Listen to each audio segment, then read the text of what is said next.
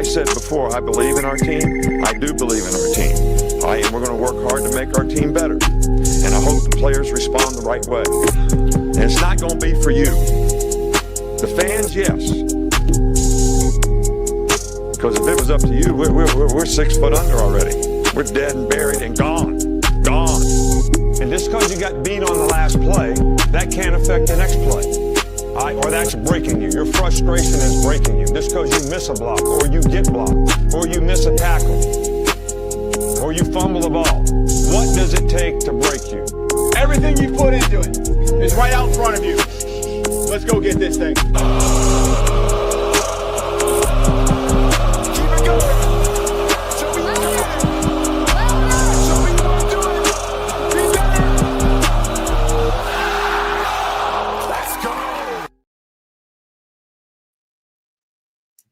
Let's get it. Let's get it. Let's get it. Let's get it. Good morning, Roll Tide, to all those who are Tide fans and everybody else. Just good morning to you. Glad to see you. It's your boy, it's Piano Man here with the long run. Yeah, long run with Piano Man. Well, we are down to one more day. And you know what? It feels like it's going to be the first day of the season one more time. You all know we're getting ready to play them Georgia Bulldogs, them dogs out of Georgia. We got to get with it. We got to get with it. Come on now. We got to bring that energy today now. Yes, sir. Yes, ma'am. Roll Tide to everybody. Let me start. Let me see what's up over here. Yeah, I'm here. Let me see what's up over here in the chat. Good morning, Double A. Roll Tide. Good morning. She said I'm rolling with the Tide. We know it, Double A. It wouldn't be right if you were rolling anywhere else with anybody else. I hear you. What's up? What's up, Stephen Hicks? Stephen Hicks, what are the voices saying this morning? I know what they're saying. Roll Tide and no mercy. That's what they're saying. I'm gonna say it for you. What's up? Good old Anitra. Anitra, how you doing? Roll Tide. Yeah, I'm rolling with the Tide. Yeah. One more sleep and we roll. I might not even go to sleep. Yeah, buddy. I might not even go to sleep tonight. I'm just saying now. I'm saying big dog got to eat. My brother out of Arizona representing them Volunteers from Tennessee. Good morning, my man. What's up there with you? What's up there with you? Good old Steven. Big Dean. Roll Tide, bro. What up with you, Big Dean? That's what the business is. You know what you know. You know what's up. You know what's up. Yeah, man. Yeah, let's get it. LaToya. What the business is, you know, LaToya, it's honeybee season. That's what the business is. Bzz, sting. That's what the business is. That's what the business is. Good morning, Carla Hinton. Roll Tide to you. What it do, Carla? What it do? Yeah. What up? What up? What up with you? What up, everybody in the yard? Everybody on the yard this morning. Double L is here. What's up? Roll Tide, Double L. What the business is. The beat down is uploading. Yes, it is. Bring it, Georgia. Don't sing it, bring it. Don't sing it, bring it. Sugar Bell, Sugar Bell. What's up, Sugar Bell? Good morning, Roll Tide, Sugar Bell. What's up with? Hey, my sister Kimberly. What's up with you? Yeah. Carla, yeah, you know I know. I know what the business is. What it do. I know what it do. Yes, ma'am. I know what it do. I know what the business is, and I know what the business do. That's right. That's right. How many y'all type? Y'all read? You know what, Kimberly? Leave it to my sister Kimberly. Kimberly stays ready, y'all.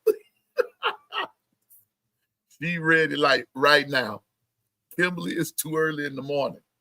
Double A, I'm going to get a chance to in just a minute. Yeah.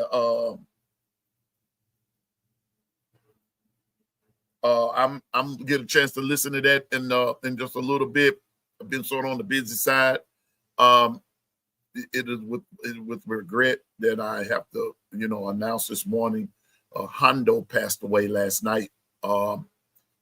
Just fed him and everything, and he would, all that kind of stuff. But somewhere through the night, something went wrong, and Hondo Hondo is no longer with us.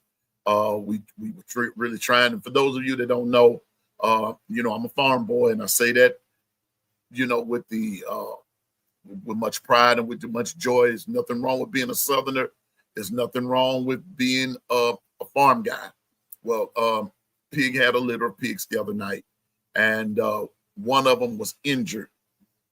Don't quite know how it all happened, but brought it in and, got the same thing as the mother's milk and this, that, and the third, and trying to nurse it back to health just to get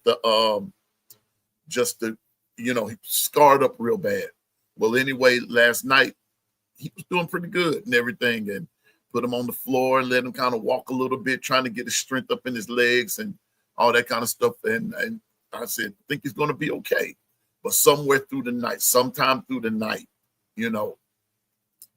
life saw differently. So Hondo didn't make it, but I still have. Let me see. She had 13. I think it was 13, and four didn't make it. Okay, 3 was stillborn, and Hondo passed away. So anyway, but it wasn't like I didn't try. I just and the other thing about it was I did not leave him out there to suffer. I brought him in, to kind of show some compassion and everything. But anyway, Hondo didn't make it. I was going to show him to y'all this morning, and he was actually looking pretty good. He was actually looking better. But sometimes those things just don't happen the way we want them to all the time. But it happens, and I'm thankful that I have 9 more. I have 9 more that I got to deal with. And then good morning, Gwen. Good morning, Carla, Anitra, Bobby Sprinkle. What's up, man? Good to see you, my man. And I got 9 more to deal with. Plus, the other side is about to deliver. So, yeah, that's gonna be busy. You see what I'm saying? But I'm gonna tell you what, that other side better not have them pigs when Georgia and Alabama play. I'm sorry. I'm just saying now. It is what it is. I'm just saying. Don't do that. Don't do that to the brother. Don't do that to me. But y'all, yesterday, with Hondo passing and everything, I was going to show an analogy of why I am really pulling for this. Why I'm really pulling. Yes, and Bobby, I saw that. That's cool, man. That's cool. I like that. That's cool. That's cool. I got it. That's pretty cool, my man. I like that. I like that. And people that have my email address and everything, send me things like that. I get them and I appreciate them. And sometimes I can get to some things immediately, and sometimes I can't, and everything. But trust me, I get to it. I got it. And so, roll tide to my producer Dwight, who's come up in the building, who's here and all that kind of stuff. Yeah, Bama dedicating that victory to Hondo. I appreciate it, man. I appreciate it. And but I'm gonna tell this little story right quick, and then and then we're gonna move on. But it all has to deal with today, tomorrow, what happens, this, that, and the third. KT, roll tide. What the business is, KT? You know what the business is. Quit playing. Mm-hmm.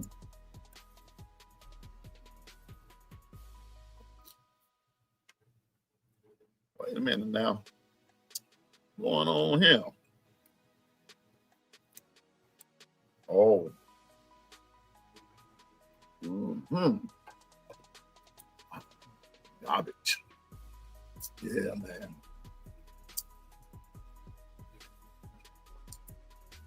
Drinking your coffee. Watch out there, KT. Put less emphasis on that word drinking, because Kimberly says she ready. Kimberly says she ready. But listen, y'all, let me tell you something.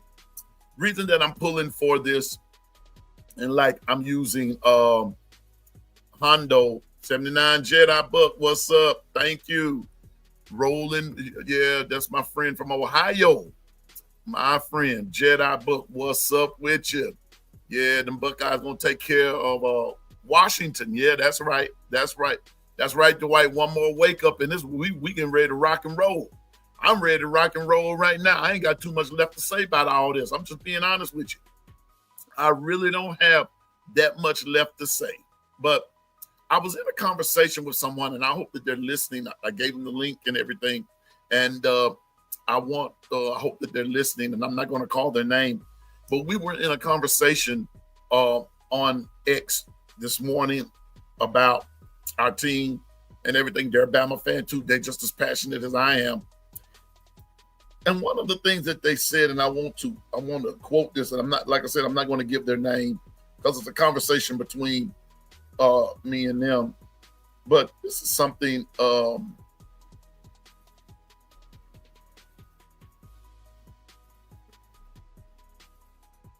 this was one thing in and they said this. What's up, William Bryant? Roll Tide.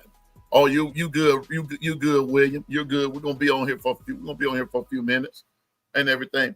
But she still, but this person said to me, she said, it was female.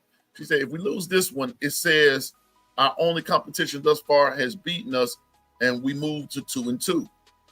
And it also says we still can't win on the road, and DeBoer picks up his 6 loss on the road. This is a must win. This is a must win. And and it goes on to, we go on further into the conversation. Let me see something here. If I can pull up the whole thread. Right quick. Yeah, and then this is what I replied.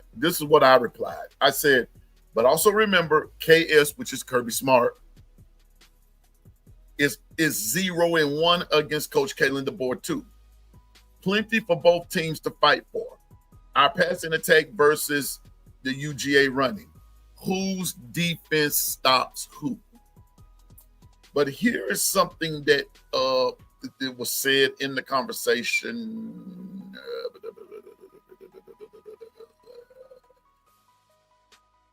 And this is something that we've been sort of discussing here. And I said, it went on to say, I'm just saying, not sure how the staff can claim they are committed to improving the run while refusing to settle the old offensive line and put the best players out there. And this other person said, need Jay Nagard and Carroll at tackle. That's the best combo. I hear you. Dwight.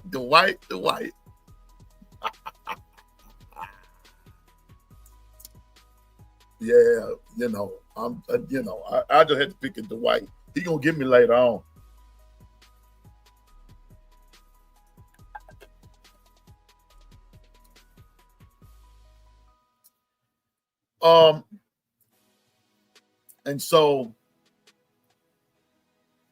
And then I responded to that by saying, you're right. However, there is a reason they are doing what they do as far as the O-line is concerned. And I left it at that. Now, I'm not sure if Coach Al is listening or not.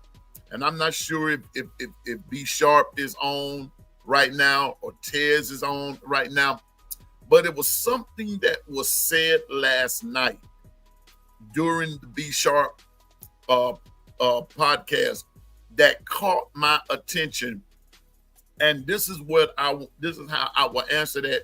And hopefully the person I was in the conversation with on X is listening. I really invited them, and we're real good friends and everything. And they're just passionate about the game. And in a kind of sort of way, they sort of put me in the mind of, no, I'm not going to say that because I know what Stacy Go Dogs is up to. So anyway, but they're worried about our team in this game. Okay. Good morning, Diane. Roll Tide.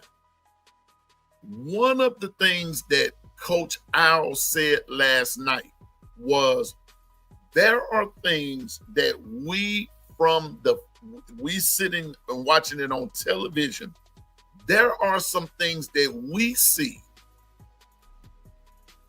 but there are some things that the coaches see that we don't. And there are some things that the coaches know that we don't, i.e., practice. Practice. There are some things, and this came from Coach Al last night. There are some things, and just sort of paraphrasing, that goes on in practice that we don't know about. It's not released to the media. It's not released to the general public, things like that. You go by what you go by, as far as the media goes, far as the media goes, far as the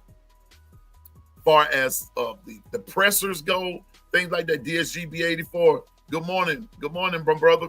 That's my brother from Georgia, representing them dogs. Hey, don't take it personal, but we coming DSGB 84. That's all I got to say. Just meet us there. We coming in. We're gonna settle all this. But here we go. There are some things that we don't know. And so when we look at it from a game standpoint, why didn't they do this? Why didn't they do that? Why didn't they do the other? Have we ever stopped and considered that some things that we would like to see, maybe they have ran those things, but they don't work? Might not work. And I'm going to say something else. What worked against ULM and Wisconsin might not work against Georgia.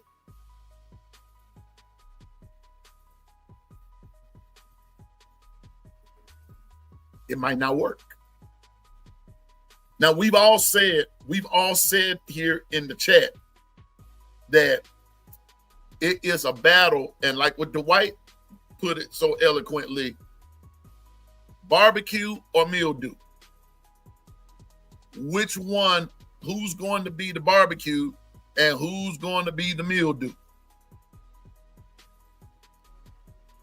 Whose defense is going to break first? And I'm of the same persuasion. And I'm just going to be honest with y'all. This game this year will get out of hand real quick. Whomever's defense breaks first. I have a reason for saying it. And for the most part, when I've spoken a thing concerning these games, and most of the time it has come to pass, I'm watching it from a different perspective. Now, if everybody remembers right, when people asked me which game out of all of Bama's 12 regular season games, when people ask me which game bothered me the most, if you go back and check the record, I always said the first one. The first one. Not trying to be deep, not trying to be philosophical, not trying to be different. But that first game, I didn't say Vandy. I said the first one bothers me because we don't know what we have yet. But when I put them all together, I always said when it comes down to this game, Georgia, I will stand by the fact that I'm more worried about Vandy than I am Georgia. I'm more worried about Vandy than I am Georgia. For some odd reason, now pay attention to what I'm about to say. For some odd reason, Bama gets up for Georgia. For some odd reason. Thank you, Anitra. I'm glad somebody catching on to what I'm saying. AA, thank you. For some odd reason, Bama gets up for Georgia. They get up for them. I don't have no problem. Coach Al said something yesterday, and it totally, I'm not going to say it wrecked my thinking, but I just said, doggone it, Coach Al is exactly right. If Bama had a won against Florida State, and both Georgia and Bama comes into this game undefeated, everybody would have been hollering, this is going to be the game of the century. But folks, media included, cannot get that first Alabama defeat to Florida State out of their head. And nothing that to some folks, let me put it out there. What's up, Twister? Nothing that Bama has done after the Florida State game can please anybody. I put on my Twitter account one day, Bama wins, fans complain. Bama lose, fans complain. You just can't please some of the Bama nation. You can't please them. You can't please them. Now, I'm telling you now, I expect Alabama to be up for this game. They know what's at stake. They know what's at stake. Now, on paper, Bama's talented. On paper, Georgia is too.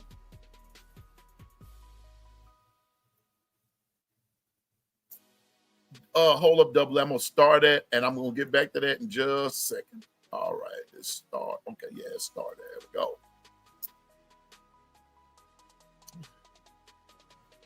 we go. Georgia stout, Bama stout. Some things just take a minute to. It's just like a good cake. It's just like a good meal or whatever. Some things take a minute to form. We want it to be in the microwave and be through. No, it doesn't work that way. Like I told this person on Twitter, there is a reason that Bama's taking this route. I'm gonna let you in on something. If you have a Bama media guide, I need you to go back and check some stuff. I need you to go back and look at some stuff. Bama really isn't that deep. I'm going to go back and I'm going to say something now. Yes, we've had some good recruiting. And yes, we brought a lot of people in. But when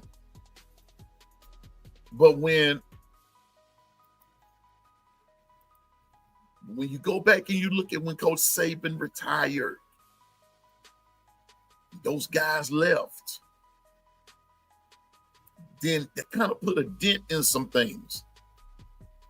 And I kept saying, in order for Alabama to return back to the prominence of some of things, may not win every championship all the time, but especially in the SEC, Bama has to win, and that's going to bring players.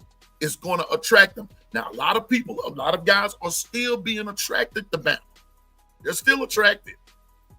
But Stephen Hicks said, I said, Dwight says it, and a lot of you all say it. Winning settles everything. Winning settles everything. Beatdowns settle everything. The word of the week is what? Beat down. Alabama, I'm telling you now, because Georgia's going to do it. If there is a mental meltdown on Bama's part, watch this now. Georgia going to run that score up. Mark my word. Georgia's going to send a message. If Bama melts down, they're going to send a message. They're going to run that score up. I suggest that Bama does the same thing. Run the score up. Send a message that we're not fluff. For those who understand good writing skills, fluff just simply means that bull crap stuff that has nothing to do with your writing, and nothing is solid. Nothing is substantial. Nothing, you just writing to be it's just a filler, if you will. And that's why there's an educational moment right here. That's why some kids have trouble with their writing, because the vocab is down. They don't know how to write. They don't know what to say. They don't know what to do. It's the same way in football. Fluff, fake, this, that, and the third. But for teams like Alabama, you really want to send a message. Get out there and win big and win convincingly. Remove all doubt. Remove all doubt. And remember, I said here, where we at? Back in week, was it week? I have my paper sitting out here. Back in week 3, I think it was. Back in week 2, week 3. Consistency. That actually has to be the word for the rest of the year. Being consistent. But what I am saying now, and I'm gonna get to what Dwight has for me right here in the link. But what I'm saying is, trust these coaches. We might not like how some things are going about. Yes, we need to establish a running game. But I told y'all this. I told you this. If Jam comes back and balls out, starting tomorrow, Jam comes back and balls out, I don't know. I don't know how to take that.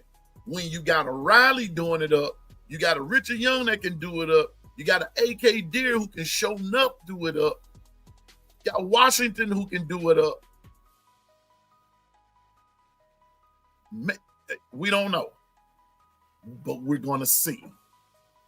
But I've told you all that I'm confident in this game. I'm not cocky. I'm confident. Let me remind you of something. All-time record. Bama 43, 43, 26, and 4. Okay? In Bama, 23, 13, and 4. The 4 ties all came in either Birmingham or Tuscaloosa. I'm going back through this one more time. I had to show this. I love history. In Georgia, 13 and 9 Bama. I got this from the archives itself. Bama owns Georgia. I'm not even worried about it. The only thing I worry about, will the defense play smart? Will the offense play with some intensity, especially that O-line? And I am with my friend that I had the person that I had the conversation with on X. I understand them perfectly well about that O-line. That consistency has to be there. But I also know that right combination from tackle to tackle has to be there. From tackle to tackle, guard, center, guard, tackle. That tackle has that O-line has to be consistent. They got to go on they got to have the same mind, same goals, boom, pow, same intensity. I'm just saying. But I am not all that concerned about Georgia. Because, in Piano Man's opinion, it's more pressure on Georgia to win. Why? Because in the last 10 meetings, they're 1-9. Kirby Smart is 0-1 against Kalen DeBoer. He's 1-6 against Nick Saban. Who's the pressure on? You don't think just because we're Bama fans, okay, and we're giving our guys the business and everything, but don't you think they hearing it over there too? Trust me, they are. They're hearing it. They're hearing it. And you've got two teams that's hearing stuff from their fan base. Pressure is on both, but for two different reasons. Saying. And then I'm going to go back to what I've been saying all week long. This SEC schedule is about to get brutal. It's going to be, like I said, I'm not going to say we run the table. But I will say this. This will go a long way. A win here will go a long way with confidence.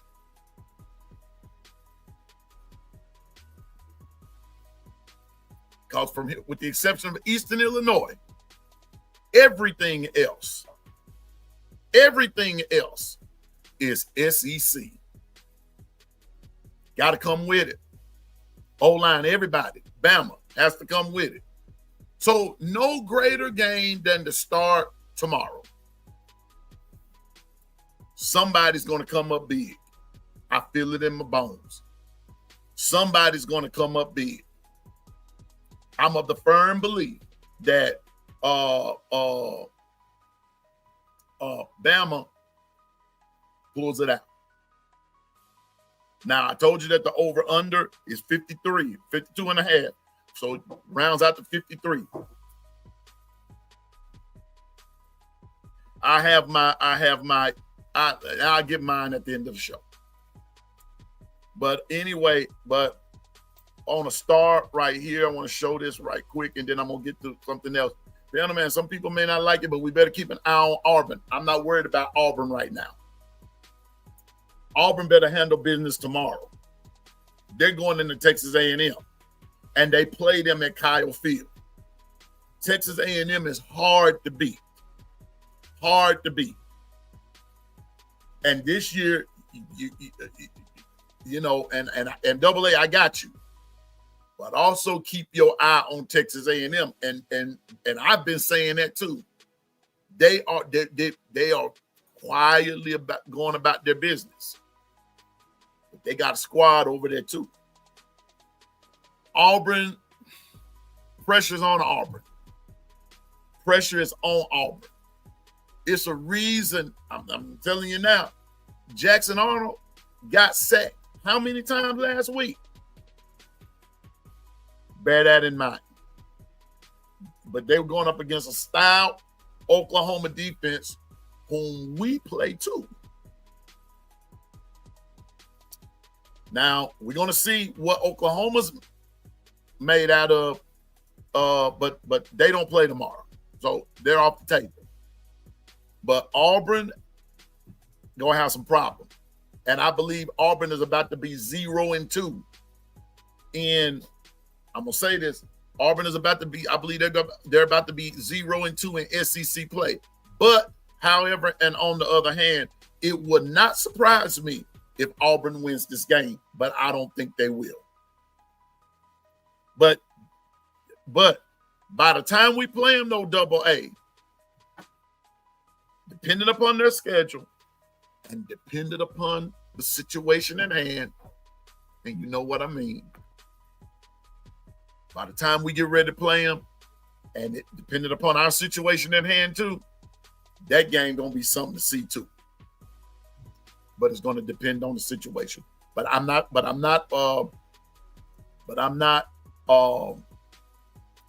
disagreeing with you because Auburn is good. They're stout on defense. But Auburn losing that game the way that they did to Oklahoma, I think it's going to be more of a mental thing with them. And we just have to be careful. Watch it. And Big Dean said, if FSU continues to win, it won't look that bad though.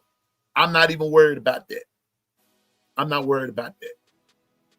Big Dean, and you're right, but I'm not worried about it because let me tell you why. The ACC is way down. Way down.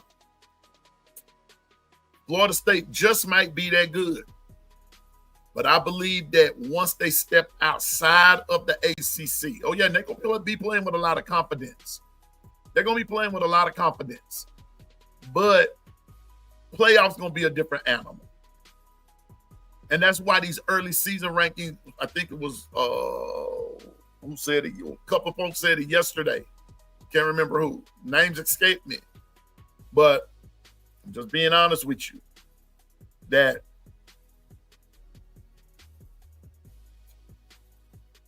when these preseason rankings come out and when these college bowl series rankings come out the latter part, I think, of next month or sometime in November, that's when you start taking this seriously. These are just prerequisite games that you need to win them, yeah. But it's not the end of your season. But I would rather Bama win. I'm a Bama fan. I would rather Bama win it. And cause, like this person said, Georgia's not going to be in playoff trouble. I don't think Bama's in playoff trouble. This thing is going to shake out. Season is long. And got a long way to go. And we're just getting into the meat of our schedule. But like Governor JB 718 says, but see, the test, the real test of time for me is going to be Tennessee. But going into next week now, don't look now, but an undefeated Vandy team is coming to Tuscaloosa next week. Vanderbilt, undefeated.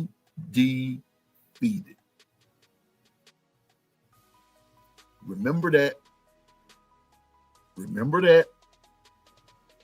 Oh, don't look now. And then the next week, we'll probably be playing. Dwight? Wait a minute. Let me go here. Let me see something. Hold it. Let me get my bullet.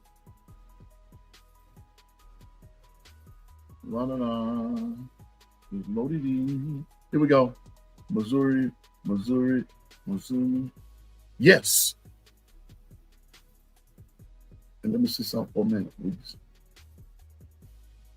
Yeah.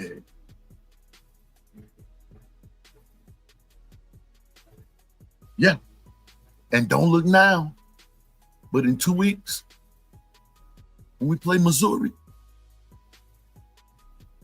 they're going to be undefeated too.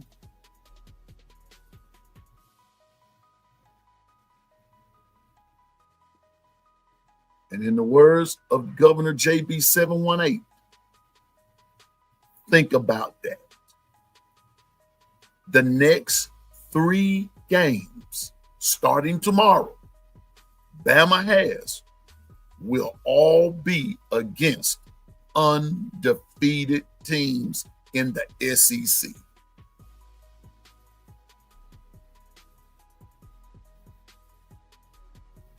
Just something to think about. What you got for me, Dwight? Here we go, brother. Here we go. Here's the injury report. Thank you, Dwight.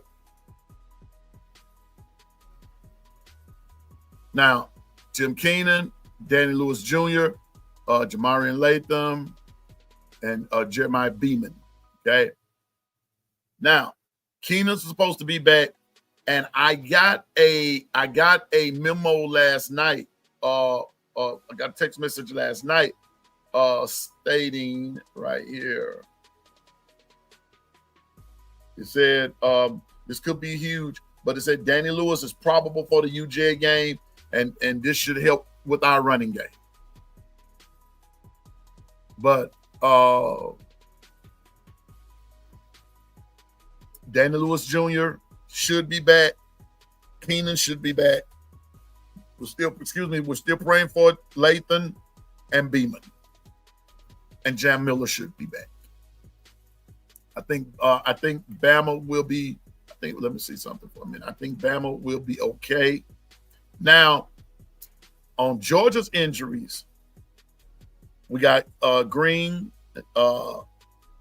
Tolliver, Blackshear, and Barber. Now, here's the crazy part about this, and I said something to you all about this yesterday. I don't know if you were listening or not, but I'm going to repeat it. Georgia is going through the same problem again this year with injuries. When they got ready to play us, they went through the same problem last year, and even in the SEC championship game when they played us, Georgia was hit with injuries on that O-line, in that O-line position.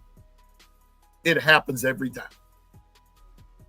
It happens every time. Now, if you want to take a screenshot of that, go ahead. But just remember this injury report.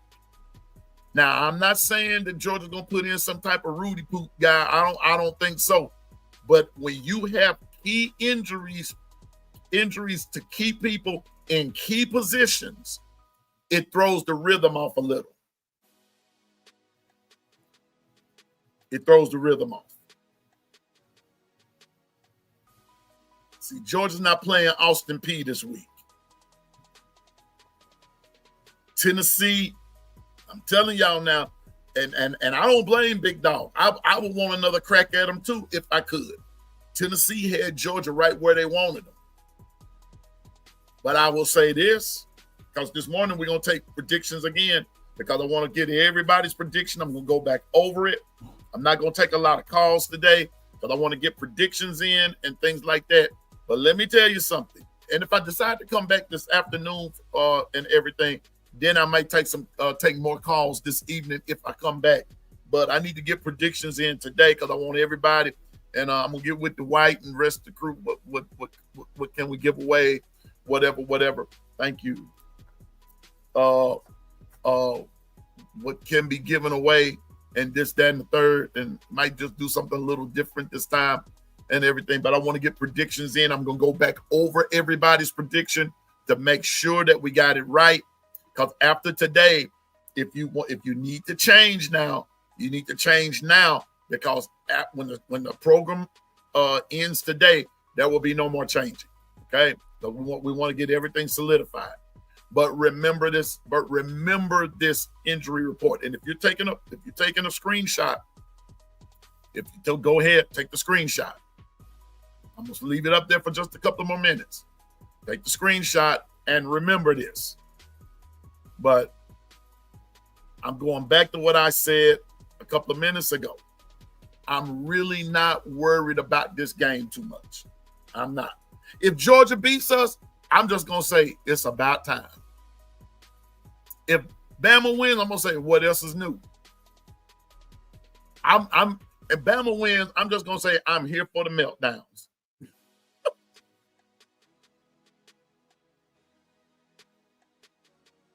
I'm here for the meltdown. That's what I'm here for. So anyway, moving on here. But yeah, man. But just remember now, I'm not into that. You heard it here first, folks. I could care less about that kind of stuff. But I just have my opinion about some stuff. And my opinion is that I think that, to my opinion, Georgia has more to prove than we do. Because we've proven that we can beat it. Bama has proven that they can beat Georgia. Georgia hadn't proven it yet. That's the bottom line. That's the bottom line. So I'm just saying now. But yeah, Double A, I'm just saying, kind of watch that game tomorrow with Auburn and Texas A&M. Watch that game. Matter of fact,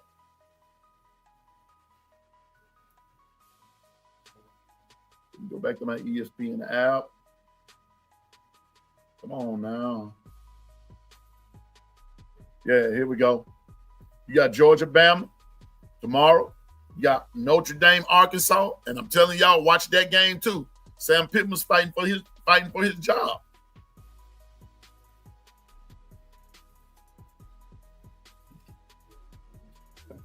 You got Utah State, Vanderbilt, win. LSU, Ole Miss, just like Twister and I were talking yesterday. Real rival right there. LSU, Ole Miss, always a battle. Always a battle. Auburn, Texas A&M, Tennessee, Mississippi State.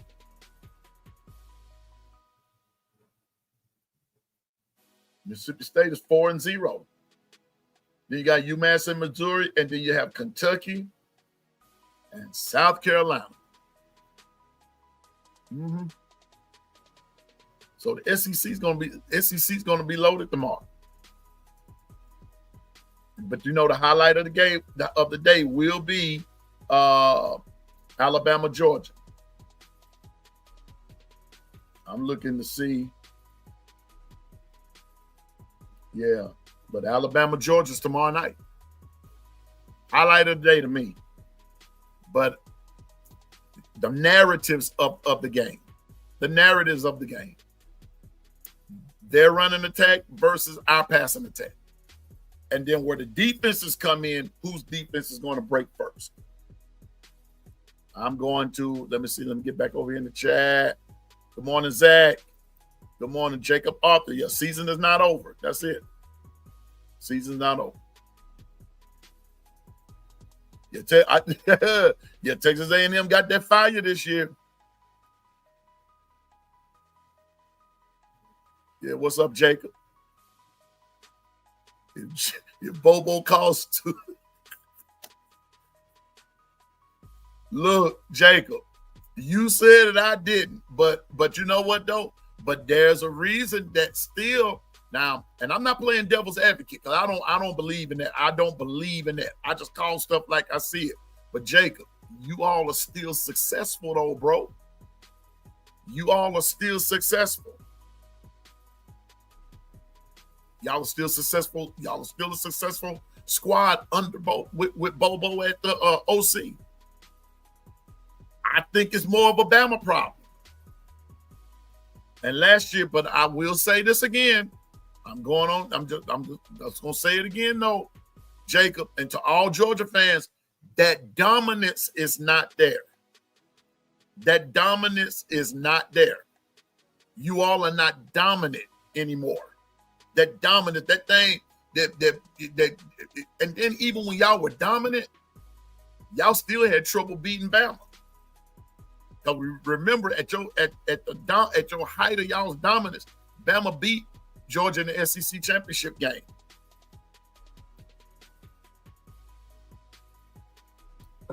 Just kind of calling it like I see it there. But y'all are still good. Hey, good morning, Michelle. How are you?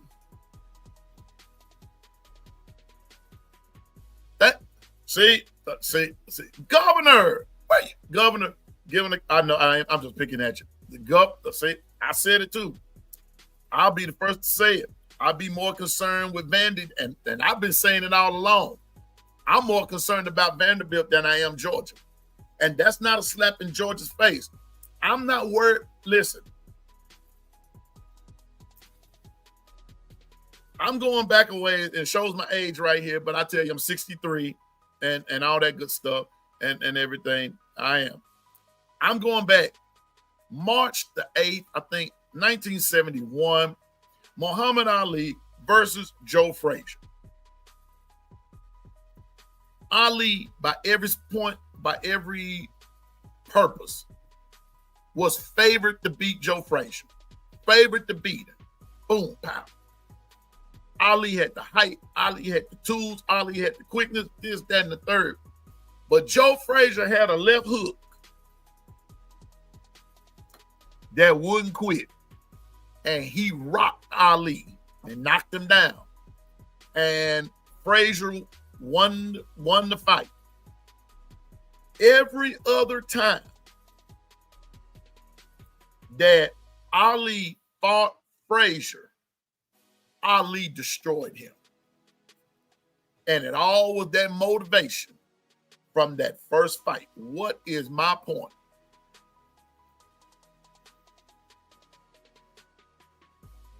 All it takes is a little motivation. And that's why I always say, I just said a couple of minutes ago, that Bama gets up for Georgia. And Georgia is always favored to win, just like they are now. I told you all, Georgia -3, over under 53. Everything is pointing toward Georgia. But if I were to bet, I would put all my stuff on Alabama. Alabama owns Georgia. And I believe it's going to, I believe it's going to be that way, but I'm more concerned with Vandy. And I've been saying it. And in the words of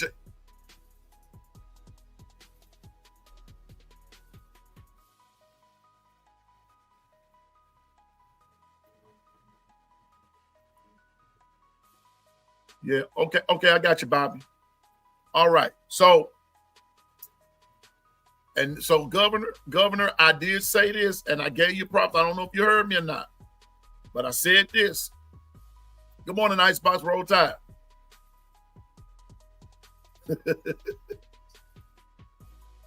Wait a minute, I see somebody from Georgia up in here. King Brian, what's up, my man? The one great American. What's up, King Brian?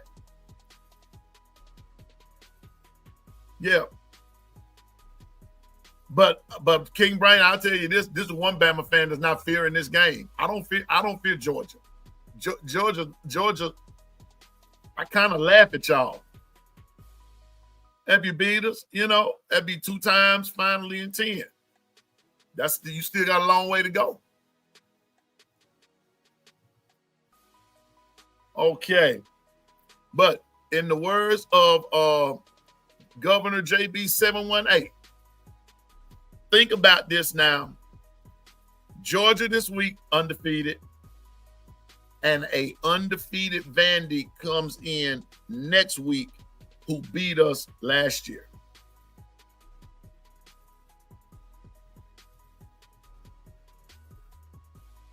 Saying, man. I'm just saying.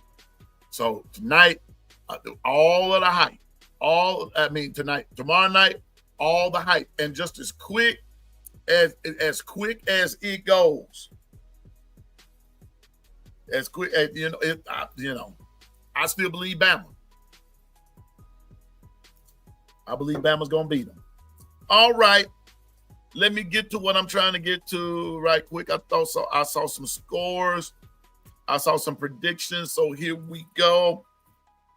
DSGB 84. All right.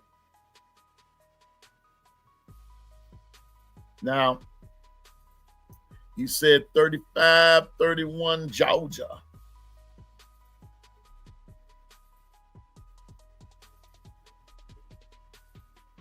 Gotcha, DSGB. Let's see let me see who else talking. Now, Zach.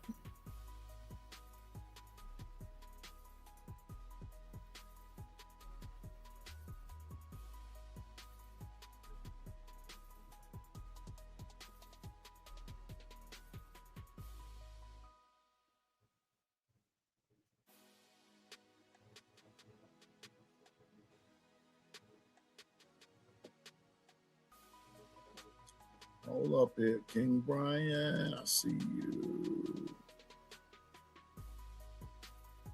Here we go. Zach 45-38.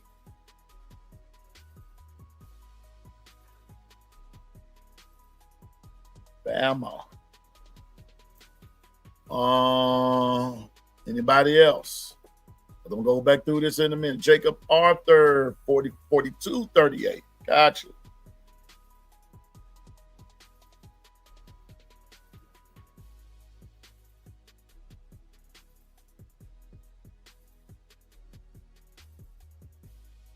Georgia.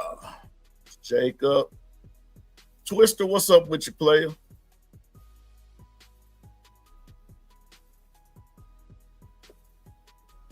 Jake, the governor.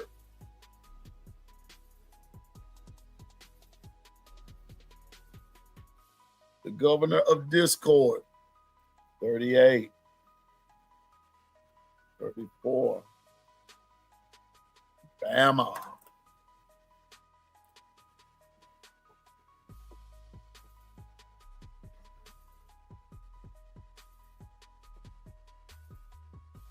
Okay, so Kimberly is changing hers. 48-9. Bama. Stephen Hicks. 45-20. Bama.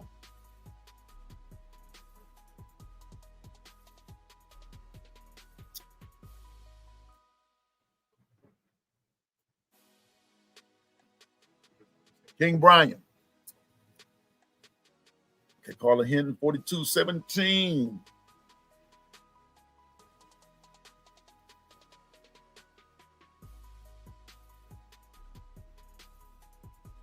Bama.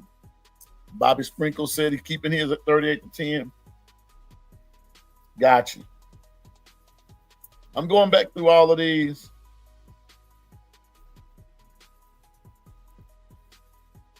Okay, I'm going back through all of these. Hey, Nicole Covenant, what the business is? You know.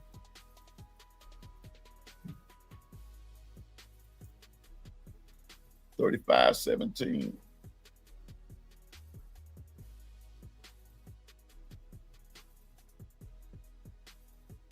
Some of y'all are overconfident. I respect it though.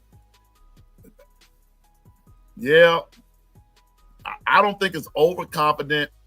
Okay, Twister 31-28.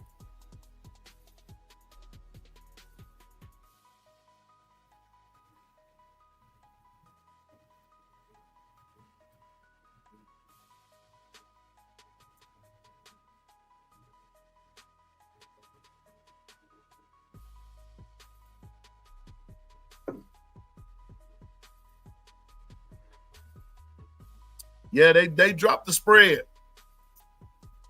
William Bryant.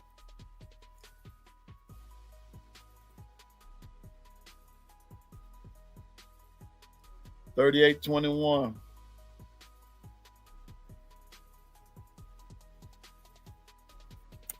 Yeah, buddy. They dropped the spread. I'm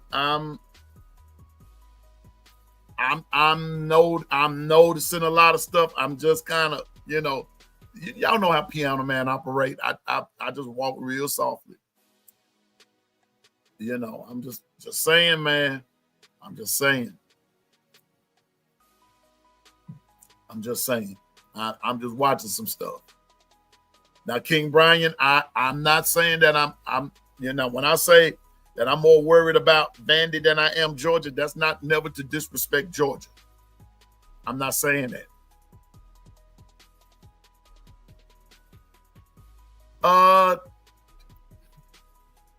I can see it, Twister.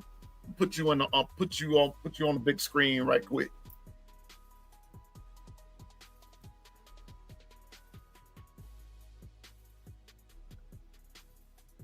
Piano Man is going to be a tricky game.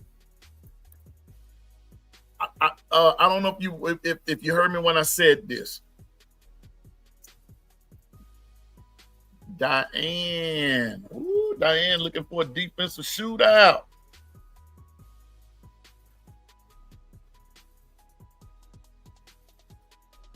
$17-13 Bama.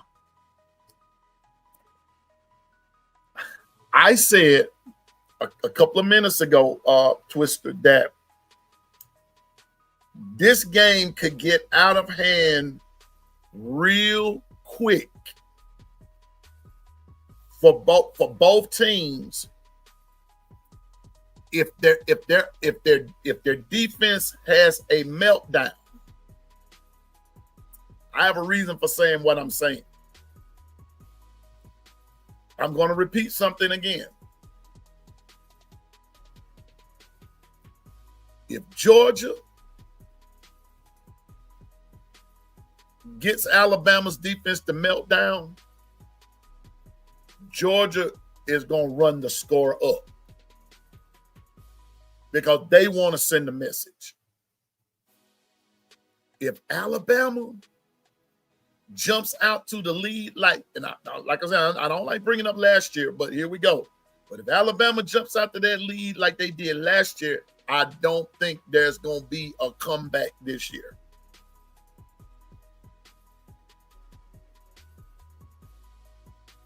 I don't believe that you will see.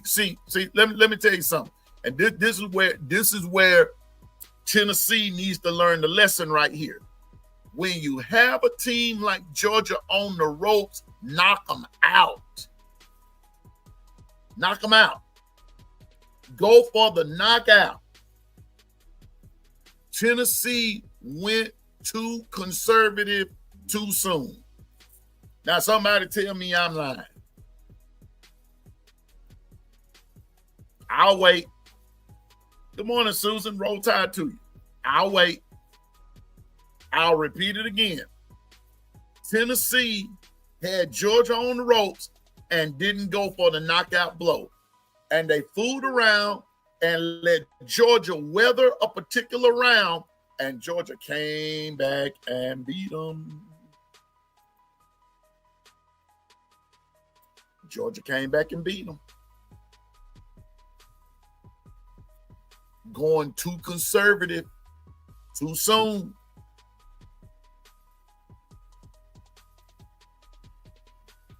I'm with you. Yeah. Thank you. Thank you. Thank you. Thank you, Carla. Thank you, Double A. Thank you, Bobby. I'm serious now. Coach Al sold me on something last night. Coach Al sold me on something last night. Yes, sir. When he was talking with B Sharp and all of that, I told y'all I was gonna be in the chat.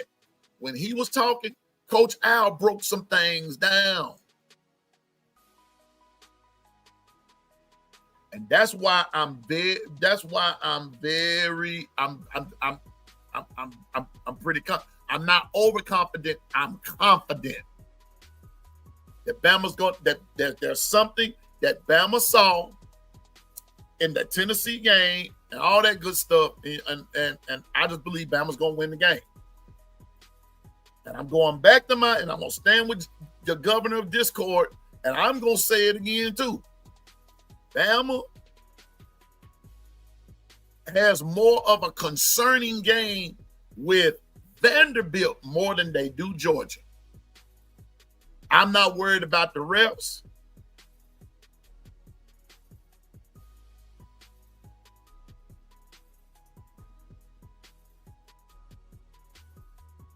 Governor says, see, this is why I'm not concerned about this game. Tell me what Bama has to lose in this game that we don't have with any other game. Everyone always wants to see an L next to Bama's name. And there it is.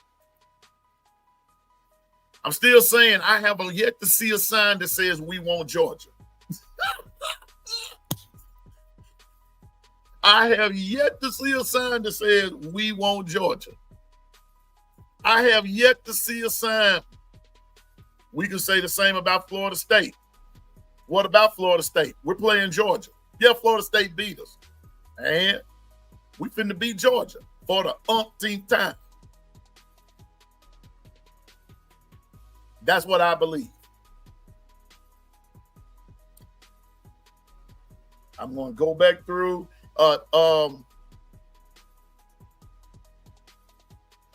Just saying. History's on the side of playing history. Wait a minute, who was that? Who was that I was talking to? Who was that? Jacob. The playing history will suggest. The playing history will suggest. What's up, Tim Nolan? Bama knows how to beat Georgia. If anybody knows how, it's Bama.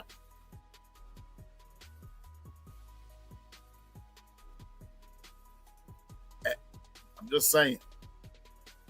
And so in the words of Governor JB, what's up, Tim? Good morning, Roll Tide. And in the words of Governor JB 718, we've got an undefeated Georgia team And then next week, an undefeated Bama, a Vandy team comes to Bama next week. Think about that. Undefeated. Anitra, okay. Anitra, okay. Anitra.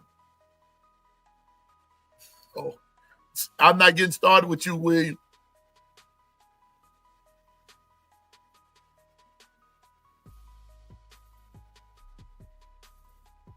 Okay, Anitra, I gotta find you.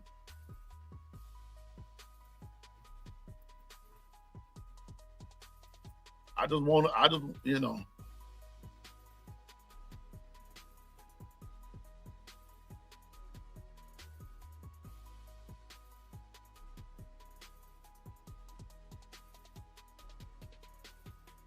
Okay, hold up, Anitra. I'm gonna find it here. If I can find it, let's see.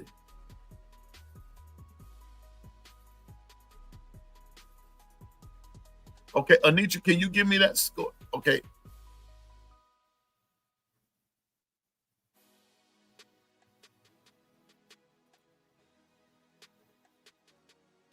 Anitra, can you give me that score again, dear?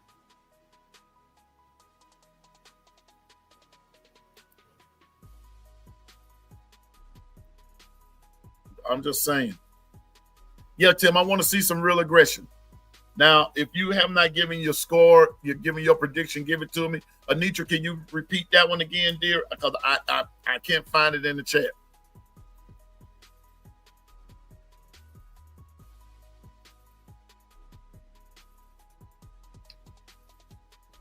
But I'm just saying, y'all, I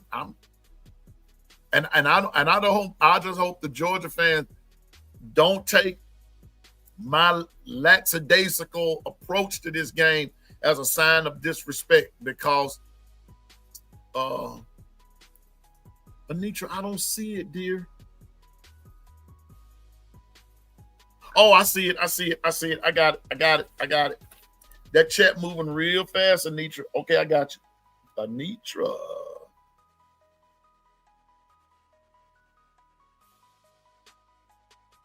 $27, 24,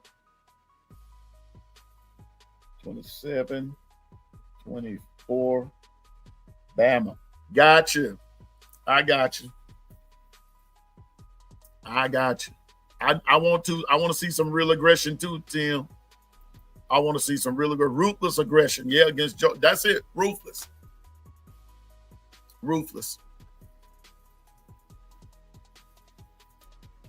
Yeah. What's up, Brock?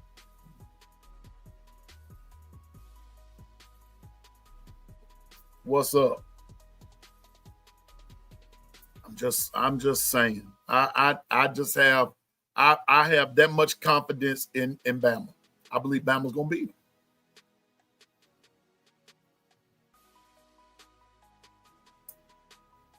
Big Dog gotta eat. Let me see. You did yours the other day. Big Dog. Yeah, I got you. Yeah, Big Dog, I got you 31-24 Georgia.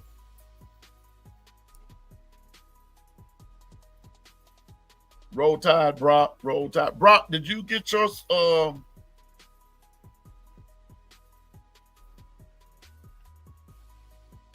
Brock, did you get your prediction in? I'm taking predictions right about now. Anybody?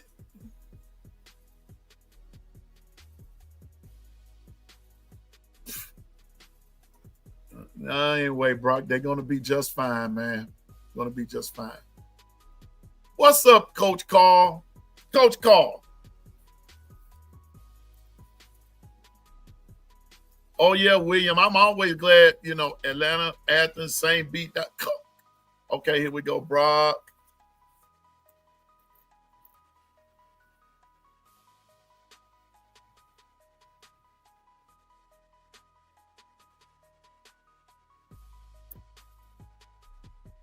Man, I ain't nobody, Coach Carl. I'm just somebody. Just love the Alabama Crimson Tide. But if I'm coaching, man, somebody gonna know what time it is. But man, you know,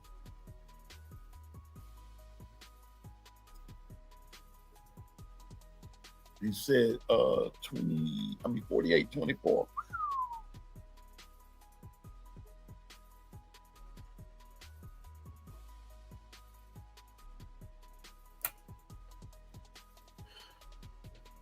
Good to see you, Coach Carl. I believe so too.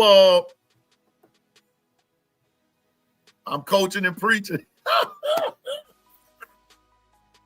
I guess so. It's just a passion, man. It's just a passion. Honeybees are buzzing. I should hope so, William. I should hope so. But let me nothing. Coach Carl. Wait a minute, Coach. I'm gonna need you to, if you can, Coach. Y'all chill out. We having fun today. It's gonna be all right. Don't do that. Just a different boat. Thank you. I'm not worried about Coach Carl. Give me a call, please, right quick. Because it's something that you know, I want to hear something today. I need to talk to Coach Carl for just a second.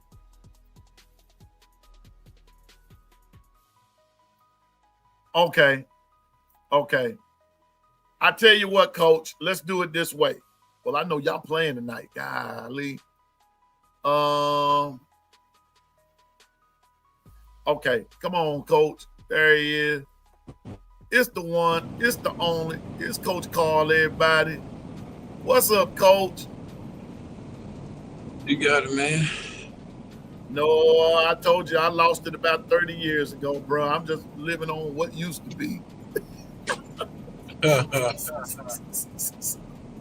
What used to be. Coach, right quick before I lose you, man. From a coaching perspective, and I know I asked this, but I want to hear it one more time. From a coaching perspective, what advantage does Bama have over Georgia, Georgia have over Bama, and who do you think will exploit who first? Well, the Georgia have over Bama is a more experienced offensive line, a more physical defensive front, which is the front seven. Kirby Smart and Glenn Schumann. Alabama has Ryan Grove, Jamarcus Shepard, Mo Linquist, and an offensive minded coach like Kalen DeBoer with all the skill, like the wide receiver skill. Georgia probably had a better backfield. We had a better quarterback. We probably had a better back end in the safety department. Like I said, they got the better front end with all the big bodies that they carry. Who wins because of the advantage? In this game, in today's game, is always more about offense than it is about defense. Once you get into the playoff, it becomes more about defense than offense. So I give Bama a slight edge because of offense. But you never know how Gunnar Stockton plays this week.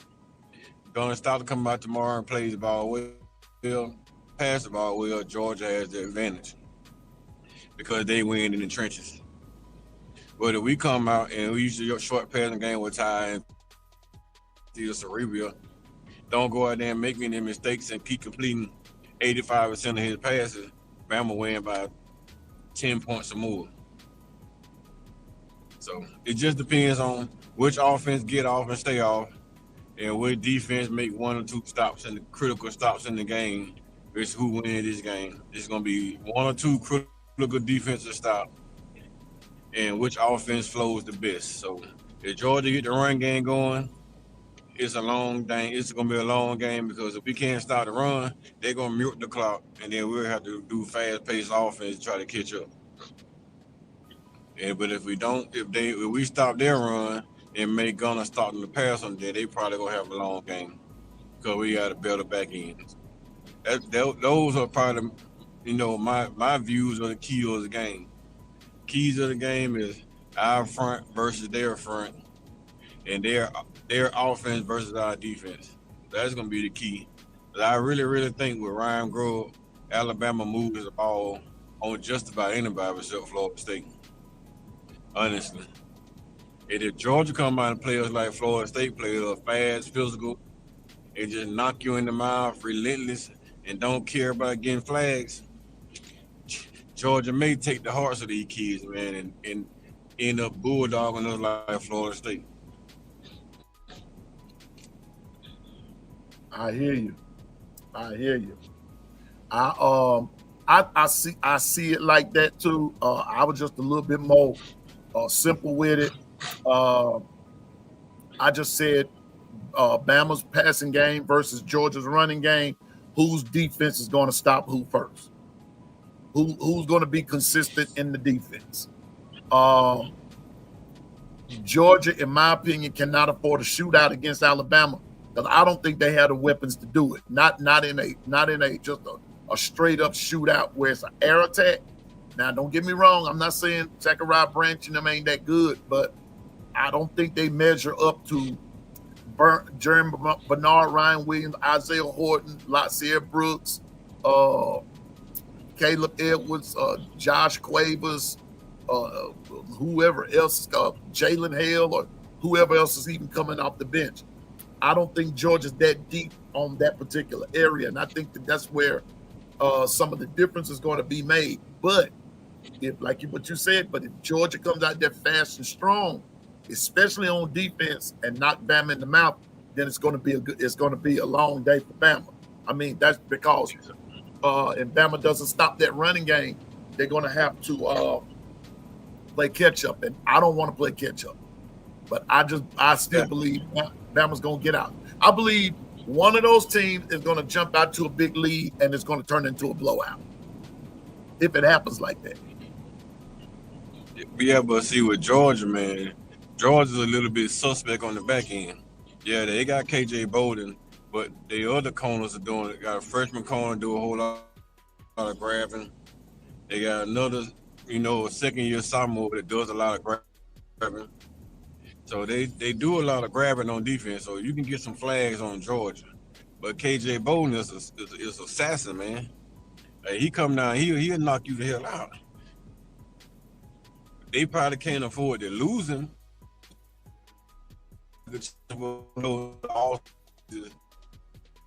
Now he'll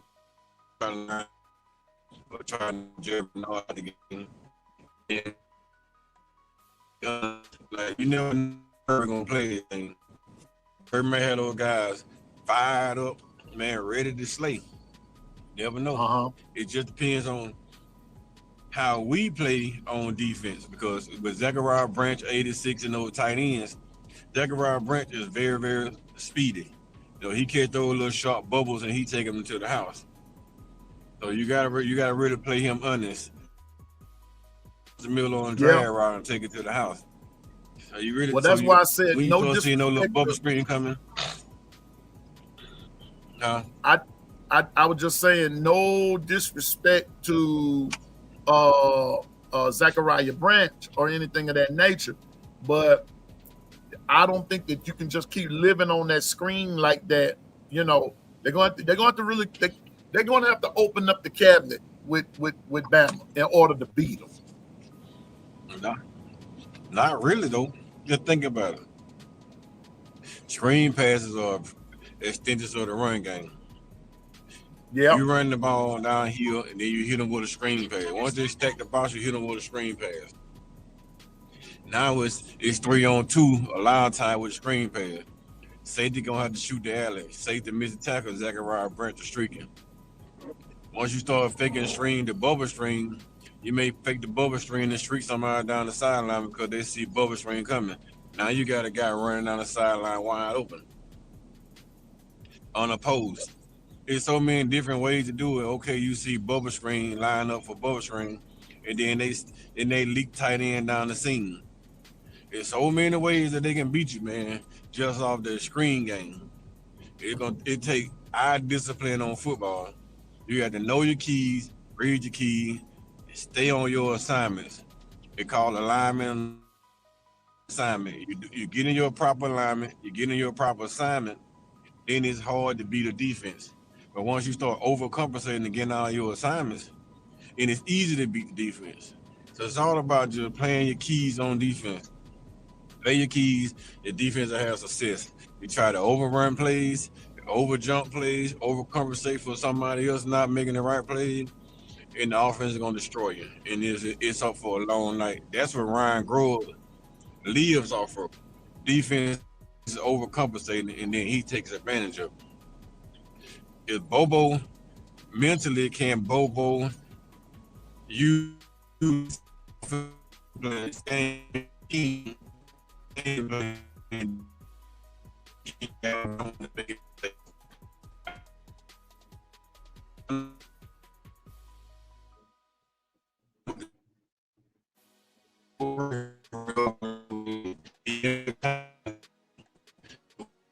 it just depends. You know, he made his game was wrinkled.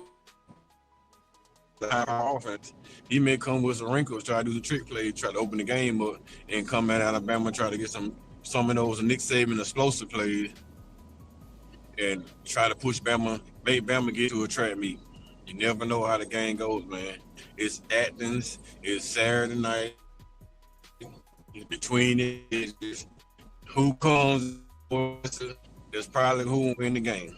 It is what it is at this point. Yeah. Well, Double A asked Piano Man, when are we going to talk about what Bama is bringing to the table? We already talked about what Bama bringing to the table. Bama bringing that fire offense, that explosives back in to the table. We don't know what we're going to be up front against Georgia because we keep losing bodies. But we do know that we have capable players up front with Tim Keenan coming back on limited snaps. So we're going to have Keenan and James Smith on the inside. We're going to have, what's his name, Faja and Big London Simmons on the inside. You know, we'll have bodies on the inside that we can rotate. We got all the skill players. We have linebackers. Our linebackers coming out here and fill the gaps. We don't know yet.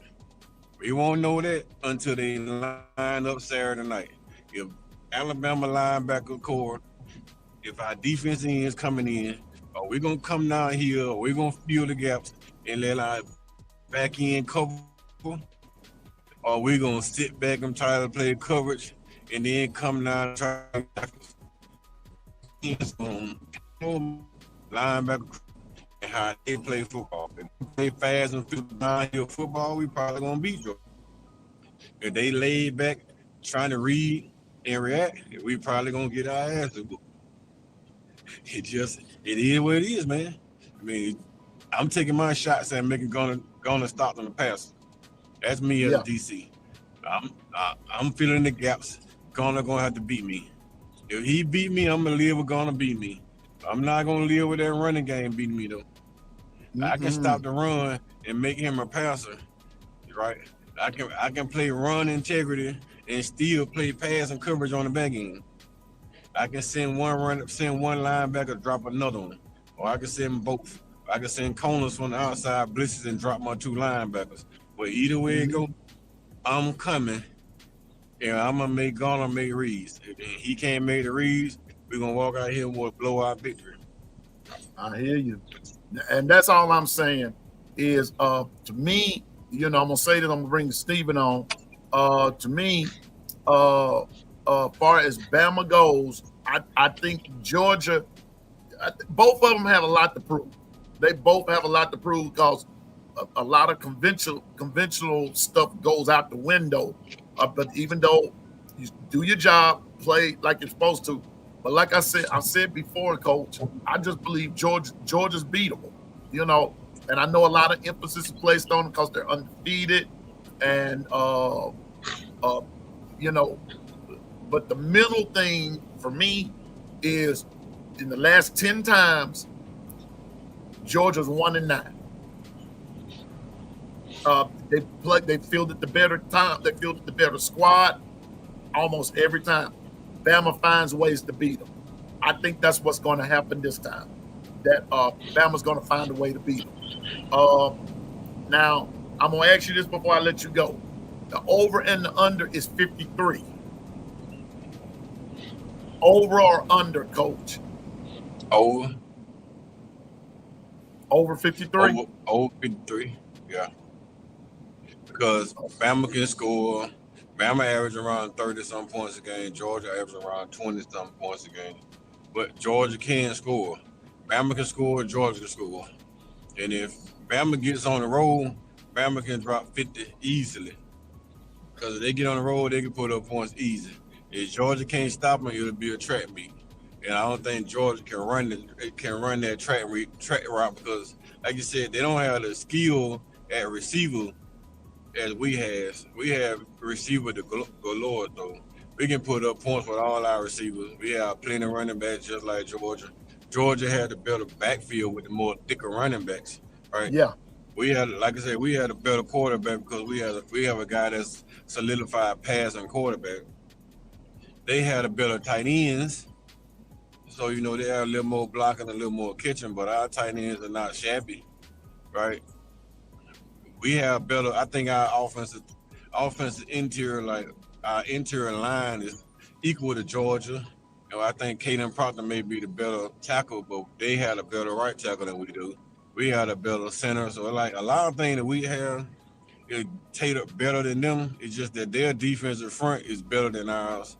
And I think their linebacker core is either slightly better than ours or maybe a little bit more than slightly better than ours because their linebackers are downhill type of linebackers. Our linebacker play the coverage, which is a good thing, but I think their linebacker more downhill, so that's how they'll be so, you know, successful in the passing game because they have more downhill type running game linebackers, and our linebackers more geared toward the passing game. So we're gonna come in there as long as the coaches still come in there with the right mindset, grind. What's his name? Ryan Groves is in his damn bag. It's gonna be a long night for Kirby. Because I don't see Kirby making adjustments and Ryan don't make adjustments. Like Ryan Core then dropped 15, 20 points in the first quarter and then they dropped 30 points in the half. He's not going to continue with the same game plan. I think he's going to end up changing up the game plan in the second half and coming at Kirby a different way. And what Kirby won't be able to adjust to. Because like I was trying to tell a guy a few days ago, I was telling him, he was saying he's gonna he believed Kirby would double Jerm Bernard because Isaiah Horton and Ryan Williams hasn't proven anything. And I told him, you must be out your mind. You must nobody, be out, bruh. Nobody in the country is gonna double Jerm Bernard and leave Ryan Williams one-on-one. Thank you. Nobody. Now this came from a Georgia fan. I said, man, you don't know ball. Obviously, you don't know. If you leave Ryan Williams one-on-one with that speed, boy, run 23 miles per hour, man. Even though he done dropped a few balls this year, did they not see what he did against Wisconsin? He's back with getting his confidence back after that knockout shot by Florida State. His confidence is back. A confident Ryan Williams is a 200-yard Ryan Williams. 200 yard, 3 touchdowns. This kid back there catching punts. This kid gonna be trying to run back kicks. You playing around with a confident Ryan Williams, man. You leaving one-on-one. That's game over. And he's so smart. He's so football smart. Not just smart. He's football smart. He realize he can recognize when you singling or you doubling him. And if you double coverage of him, he gonna be pointing back saying I'm double. But if you single, he gonna be pointing forward. He'll be running and he'll look and see single cover. He'll throw his hand forward and then tie a notice and let the ball go and he'll go get it. That's what he was doing against Wisconsin. The kid is too smart, man. Like he knows football. So why would you single coverage a guy that knows football? You can do that against maybe last year Brooks or something because he don't know football as well as Ryan knows football. But Ryan knows football so well, man. I ain't no way, man. There's no way in the hell I'm single covering this kid and turning this kid loose one-on-one with a rookie, with a freshman or a sophomore corner. I'm not doing that. I can't do it. I hear you. So I'm just saying, some of these Georgia fans, you basing a person's performance on one game or a couple of incidents where he dropped the ball and saying, well, we don't have to double him because he's not consistent. You got another thought coming, bro. Kirby gonna double. Kirby will not let Ryan Williams go one-on-one with anybody go one-on-one with Ryan Williams. No. Not again. That's a recipe for disaster. I mean, he beat him last year off double coverage. Exactly. He was. I told him Ryan Williams was like 177 yards. That's all I'm gonna say on Georgia last year. 2 touchdowns last year, and the crazy part about that, shit, Jalen Milroe missed him like 12 times. He could have had over 300 yards. Yeah. Thank you. Double A said, Piano Man, Kirby ain't that crazy. He ain't crazy by a long shot. Man, no, talking about he ain't gonna help Ryan, man. Please, you almost have to triple that dude. It ain't an offensive coordinator defensive coordinator in the country that's stupid. Unless you got, Sauce Gardner or somebody out there playing corner. I mean, shit. And I don't even know if Sauce Gardner, when he was in college, can cover that kid one-on-one. The kid is too elusive. It's different type of speed. Like, you fast or you elusive. Like, he is elusive. He ain't just fast. The kid is elusive. Don't judge it because look, people are down on him because he missed a couple of passes. Doggone it, the pros miss them. They drop them sometimes. Remember, CD Lamb dropped 3 touchdowns last week, right? Thank you. And wait a minute. And remember in the Baltimore Ravens versus who's that they were playing? And Lamar Jackson. No, not Charge. That was a playoff game last year. And Lamar Jackson. You talking about the tight end. Dropped that 2-point conversion. Dropped the 2-point conversion, and it was right in his hands. It was right there. Pros drop him. So look now. I mean, Marvin Harrison Jr. dropped one last night. 1 or 2 last night in the end zone, and they lost. Yeah, Ryan dropped the pad going across. Yeah, Ryan dropped the pad going across the middle, and then Ryan dropped the touchdown pass. Right. So that's what they're basing everything on. He basically had a touchdown pass in the hand and started looking toward the fans to celebrate and drop the pass. Get ready to celebrate too soon. That's that. I mean, a lot of them doing. He's a small kid. You going across the middle and you see somebody and you just trying to catch the ball, and when you turn your head to see what's coming, so I can catch the ball to go down or I can catch the ball to run. It's just closing their hands a little too fast. That's why the balls are dropping. They're not dropping balls because the hand too small. It's just he turned the head and closing his hand too fast. He dropped one. Didn't Brooks drop one? Somebody. It happens. So the thing about it is, people just need to get up off these guys when they drop passes. It happens to everybody. Shucks, we drop the glass out of our hands at times. I mean, it happens. Yeah, I mean, Zachariah Branch dropped a couple passes this year. I mean, so it is what it is, man. The kids ain't perfect. They are not perfect. If they were perfect, hell, they'd be machines. You robots, man. And we don't want robots playing football because at that point you can't beat them. Exactly, because they're perfect. Hey, Bobby Sprinkle said he got us on the 70-inch. I know we looking good up there, ain't Coach? I know, boy. Don't make me turn my damn camera back on so you can see my handsome face. Look out, ladies. Here we come. I heard you. It's Friday. It's Friday night and the feeling's right. I'm telling you. Yeah, but watch out there, Man. Bobby. You putting us on the 70 inch. Oh Yeah, boy, everybody, you better go hide now. I'm just But saying, we ain't taking no prisoners.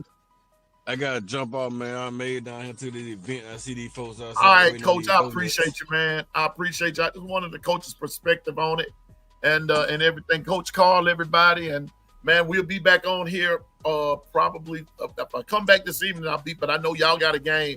But I know I'll be back on tomorrow sometime. All right, man. I appreciate the piano. All right, bro. And Y'all much love to you, Coach Carl, you and your family, Roll Tide. And I'll see you later on, bro. Yes, sir. Y'all have a good day, man. You too, brother. All right, be safe out there. That's Coach Carl, everybody. Yeah, Coach Carl, the one, the only. Now look him. Now watch this here. Look who is here. It's from the No Mercy crew. It's the one. It's the only. It's Stephen Hicks. What's up, Stephen? Man, it's the best time for me to bring some class to this joint around here. Man, we got class. We just need some No Mercy. What's going on? I ain't heard from you and OG Gill all week. What's going on, man? The No Mercy crew is ready to bring the pain. Bring the pain. What the voices are saying, Stephen? What's the voices saying? What are the voices saying, Stephen? The voices are saying that Georgia better go hide because the high tide is fixing to roll into Athens and destroy everything. Nobody is safe. Nobody's safe, right, Stephen? Nobody is safe. Nobody's safe, right? Okay. Well, Stephen, I've got one question. Here we go. Okay. You ready for this one, Stephen? I'm ready. Are the honeybees safe? The honeybees are never safe around here, brother. No, boy. Stephen. The honeybees is what makes the world go round. That's right, boy. Now you said something there. Yes, sir. The honeybees are what make things happen. Yes, sir. Rebound. I'm telling you. But Stephen, how you been doing, man? I've been hanging in the best I can. I'm so excited for this game tomorrow. I hope we just beat the snot out of them. Me too. I do too. I want.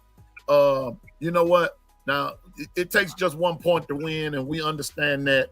And all that kind of stuff. But I'm gonna put it to you like this: I really want to beat down. That's why I put Operation Beat Down. Operation Beat Down. It's time to put all these doubters to bed. But you know what though? But I want the doubters to stay around. I want them to keep doubting and all that kind of stuff and everything. But Stephen, let me see. You said 45-20, right? Yes. Okay. I'm gonna ask you this. How do you see the game going? Well, I'm hoping that Bama's going to jump out to a big lead. Georgia's going to start freaking out and trying to pull some trick plays. And all Alabama has to do is just keep their foot on the gas, do not let up, stay in your gaps, and do your job. And I believe it's going to be a bad day for Georgia. I hear you. Yeah, man. Well, have you lit one up yet? Not yet, but I'm waiting for Saturday night, and it's going to be on like Donkey Kong. Stephen, and the No Mercy crew is in full effect. Well, Stephen, man, it's good to hear from you, man. Any parting words for all of the Bama Nation? Or do you have some words for the Georgia fan? No cussing now, but you know. All I got to say is, Bama, just show up, do what you're supposed to do. You don't forget how to play football just because of FSU. They woke us up. We are ready, and it's time to show the world what Bama is all about. George says we all in trouble.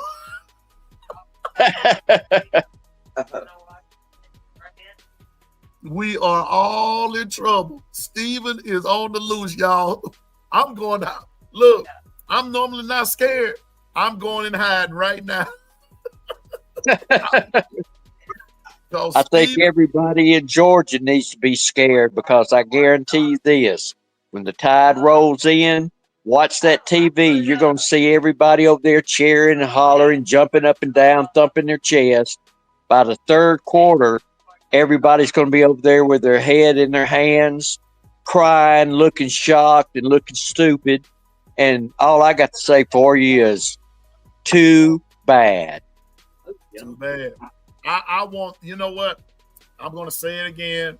Governor said it. I know a lot of people might not agree, but I'm more worried about Vandy than I am Georgia. I probably am. I really am, Stephen.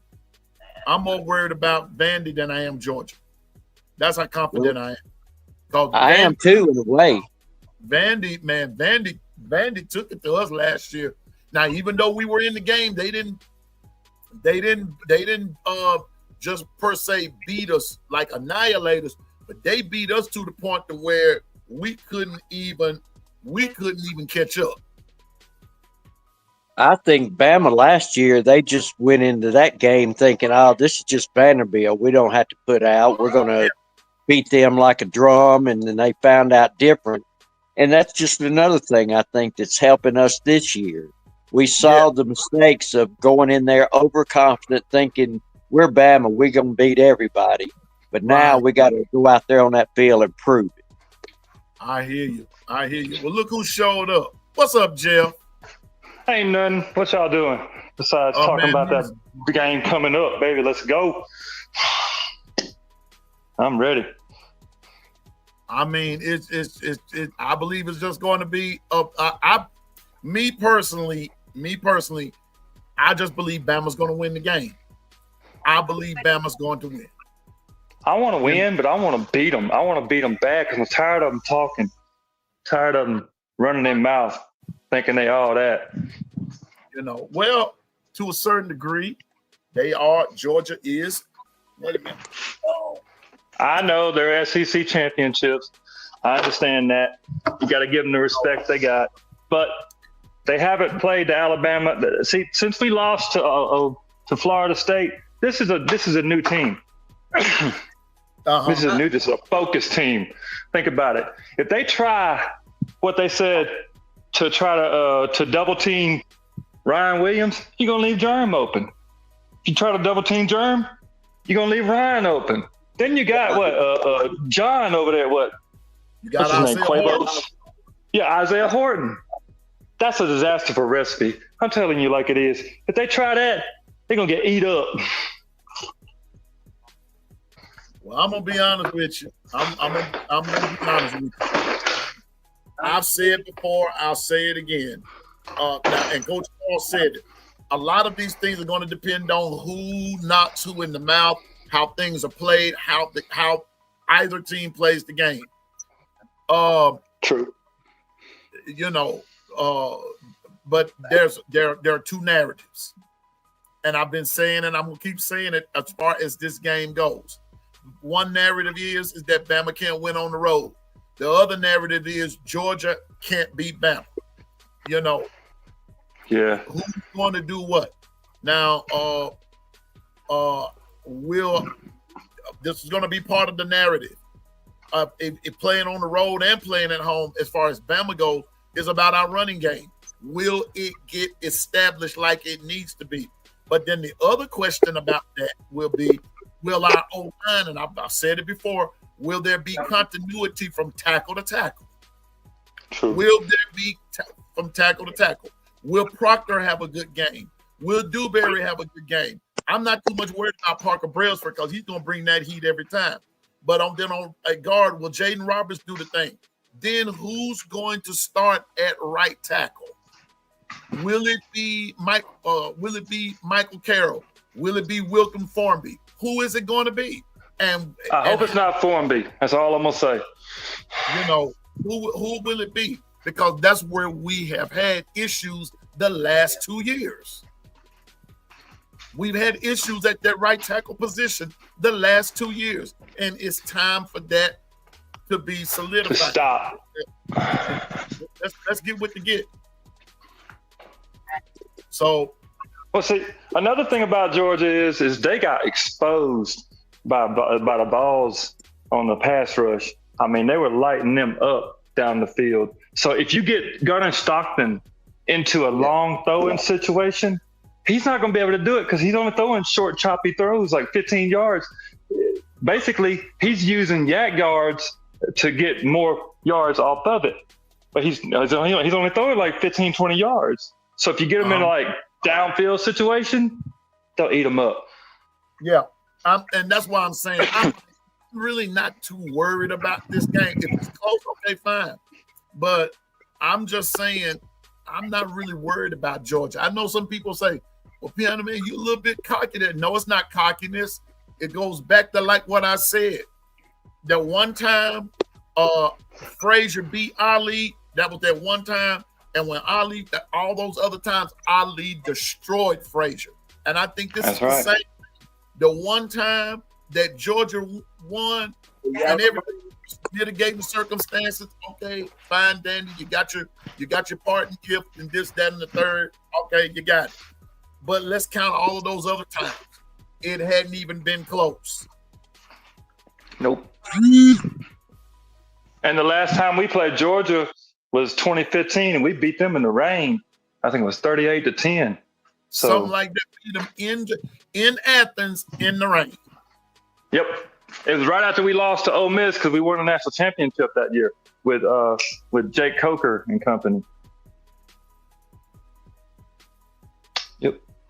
So I don't see no problems, but I think they can't go in there like Steven said. They can't go in there thinking they already won the darn game because you can't do that. You got to play the game. It's got to be played. That's all it is to it. You can't go in there with that mentality. You got to go in there thinking we got to play the game. If we can get them where we need to get them, then we're good. And I'll say this: Ty needs to let the defense give him what he gives. So if they're trying to come at him, he's got the awareness. He can back up in the pocket or he can go forward in the pocket because he did it against Wisconsin. That guy was coming at him full speed. Ty stepped up in the pocket. He ran right past him. Yeah. And I know it's Wisconsin. I understand that. But you build on those games and you get better as you go along. So, I mean, and so I believe Ty's going to be okay. I believe the offense is going to be okay, but I'm going back to what Governor JB said and what others have said. Will the running game, how will we factor? Now, I'm going to say this now and bring this into the factor from a Georgia perspective. Now, Georgia's not going to sit back and just let Alabama run football.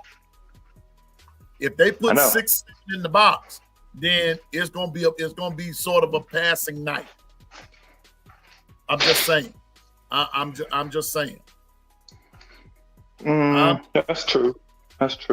What if you put Deere on one side and Jam on the other, and then throw Quavos or Jeremy in the middle? They won't know who to go to. They won't know if you're going to throw the ball or run the ball. Well, for the most part, I'm gonna put it to you like this. I'm of the firm persuasion that if Georgia plays load up the box to stop the run, it's going to open up the pass, and it's going to make, in my opinion, it's going to make Georgia's defense have to open up some. Because just like we can't sit back and allow Georgia to run the ball, Georgia can't sit back and allow Bama to pass the ball either. Nope. But if Jam gets on a good run and keeps going, he can get the running backs inspired. So you get them guys hyped up. You got Jam back in there. Let's see what happens. I mean, that's the only thing we can do. Because they don't. I'm gonna tell you like this. I'm gonna tell you what Georgia don't want to see is a wheel route. Nope. They don't want to see that. They don't want to see that. And I'm almost willing to guarantee you that Georgia's going to set up a defense to take that wheel route away. But you see, but Bama's a lot more Bama's a lot more potent on offense far as passing the ball just go rip than they were last year. They're a lot more potent. And so we're going to see. And so one is going to have to open up for the other. But there's nothing like a good running game. But I'm going to tell you now, from a defensive standpoint, if Bama stops Georgia on the run, I mean, because that means they might have to load the box up and bring some guys up, spy, this, that, and the third, bring some guys up and all that good stuff. Then y'all, we're going to see. We're going to see, that's for sure. We're going to see. So, yeah. It's going to be a good game, though. I mean, I think I want my score to win because I like it because it's 41-24. That's the score we beat them in 2020. So that's why I picked it. Yeah, I'm going to give mine here in a few minutes because I'm going to get ready to get off of here in just a few, about 5-6 minutes and everything. And I thank you and Stephen for calling. But I'm going to tell you this, though, but it's going to be a good game. But I'm still going to say this. This game can get easily out of hand. Easily out of hand. It can get easily out of hand for both teams if one of the offenses go to scoring real good. If they get into a rhythm. Coach Carr sort of gave it away.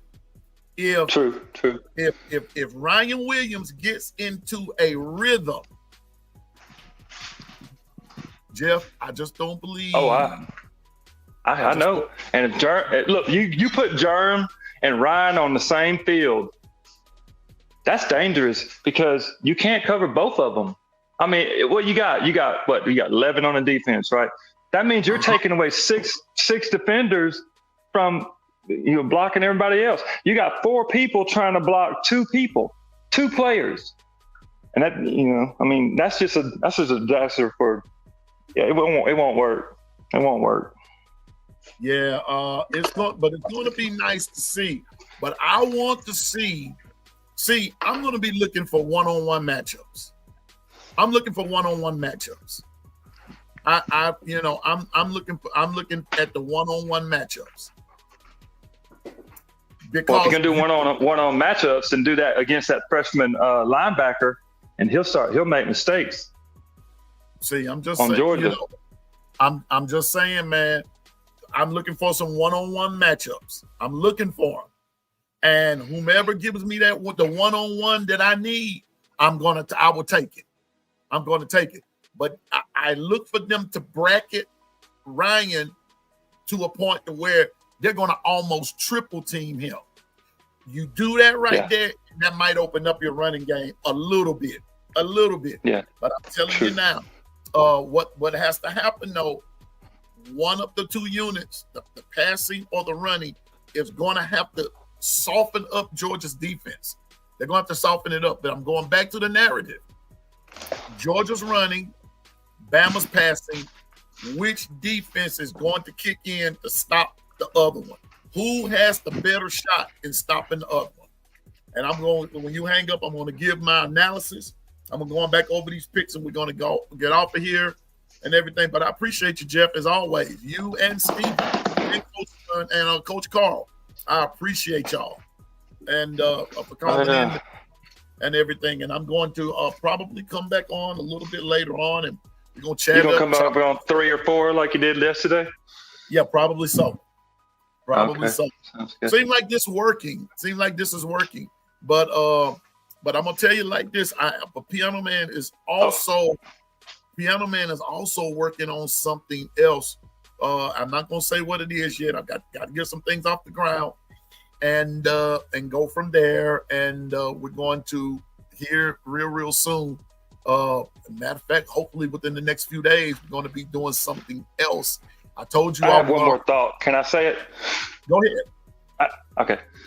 All right. I know that our Gunnar Stockton they say he's a runner, right? They say he can run a little bit. They say he can throw a little bit. Okay. If our defense, like I said, can get him in a throwing situation where he's one-dimensional, he can't throw down the field. He can't. He can't do it. Like I said before, he throws 15-yard, 20-yard shots, and then he relies on the running backs or the wide receivers to get the yak yards out of it. And if you can stop that, you can stop Gunnar Stockton. You know what? But you know what, those things, I mean, not Stephen, Jeff, here's the fun part about that. You brought up a key thing, yak yards. Yak yards. Yeah, that's what I'm saying. See, that's where Bama is going to have to be disciplined on defense. Now, Zachariah Branch is as Coach Carl said, he's going those bubble screens like that. Sometimes those things work, and like you said, those are an extension of a running game. And like Coach Carl said, Nick Harden just said it, Bobo loves to run the bubble screen. But the key to breaking up a bubble screen is an aggressiveness out there from your DBs, bringing that and just breaking up the timing of the play. Aggression, playing smart, playing discipline, bringing the traffic, and all that kind of stuff. It shuts those bubble screens. It either shut them down or it brings the yardage to a minimal, especially when people, they're there on time, and they react like they're supposed to. Play angry, but play smart. Yeah. Play angry, but play smart. And so when you, and it would take it will make an offensive coordinator kind of think twice about running those bubble screens. But it goes back to like what you said. It goes back to like what Coach Carl said. Coach Al said it the other day, along with B Sharp. If you make Gunnar Stockton one-dimensional, Georgia's in trouble. That's what. Then to be quite honest with you, Tennessee sort of did that, but here's where the catch is, and nobody's brought this up. They fooled around and let Gunnar Stockton get hot. Yep. That's what can't Tennessee let a team get momentum on you. They let Gunnar get the momentum, and Gunnar started looking like he was about to conquer the world out there. I'm going back again. Tennessee had Georgia right where they wanted them and did not land the knockout punch. If Bama gets up like that, they got to land that knockout punch early. Yeah, well, both teams gave up a lot. That both teams showed a lot, really, a lot more than they wanted to. Yeah. So you're gonna have to do some stuff. So those little screen callers, they're bread and butter. Exactly. Oh no. I'd rather have Dewberry on the line though than Formby, and like I said.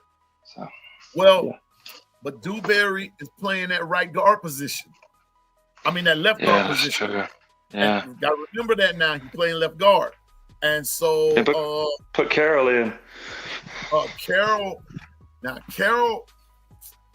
we gonna see. Michael Carroll playing that that right tackle, besides Jaden Roberts, but then you got Geno Vandermark too now. See, so I think it's trying to find the combination in there, but it's also to keep a fresh body in and everything. It's a lot of method to the madness. But we're gonna see. Takes a team to win. So not one player. Yeah, not one player. Take the team. So I'm gonna trust the coaches in this and all that kind of stuff. So, but I appreciate you though, Jeff. I'm getting ready to get up out of here. Going on 2 hours. I was on 3 hours yesterday. Yesterday afternoon. I don't want to, wear out my welcome and all that kind of stuff. So anyway, but I appreciate you. You're good, buddy. You're good, buddy. All right, roll Tide. Roll Tide, everybody. All right. Thank you, Jeff. Thank you, Steven, as always, making it happen. So, going to come to the end of the show. And here we go. Y'all talking about Fireball and stuff. Just get you some good moonshine and call it a day. What's up, J. Cole? Yeah, Draco, Pat. Yeah, it's gonna be a good game. What's up, J. Cole? What the business is? You know. All right, here we go. Right quick. Eric D, 30-27 Bama. Keith Holcomb, 38-24 Bama. Jeff, 41-24 Bama. Nick, 35-27 Bama. Twister, 24-14 Bama. Trooper Jones, 38-14 Bama. Steve, let me see, Steven.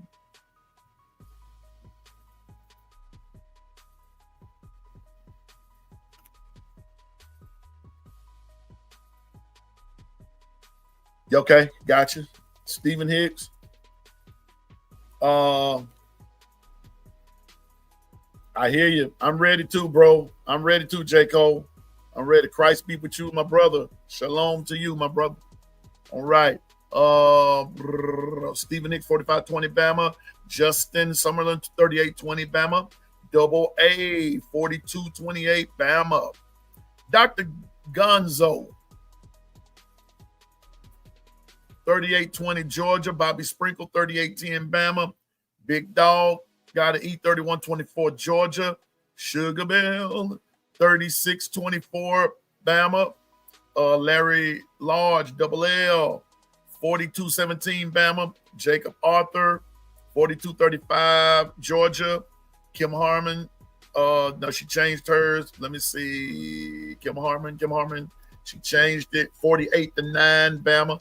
I need to take this off right here. I'm gonna go here, and when I get up off the show,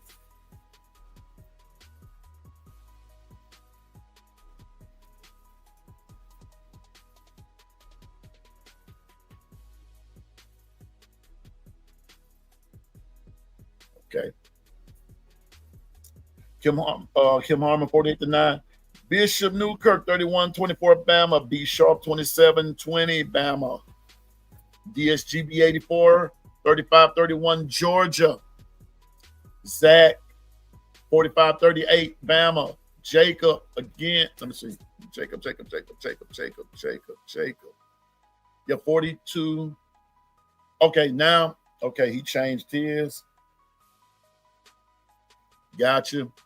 Jacob, 42-38 Georgia. Governor JB, the governor of Discord, 38-34 Bama. Kimberly, 48-9 Bama. Stephen Hicks, 45-20. Yep, Bama. So, okay. So we got you there. Carla Hinton, 42-17 Bama. Nicole Covington, 35-17 Bama. Twister, 31-28 Bama. William Bryant, 38-21 Bama. Diane, 17-13. Hers is a little different.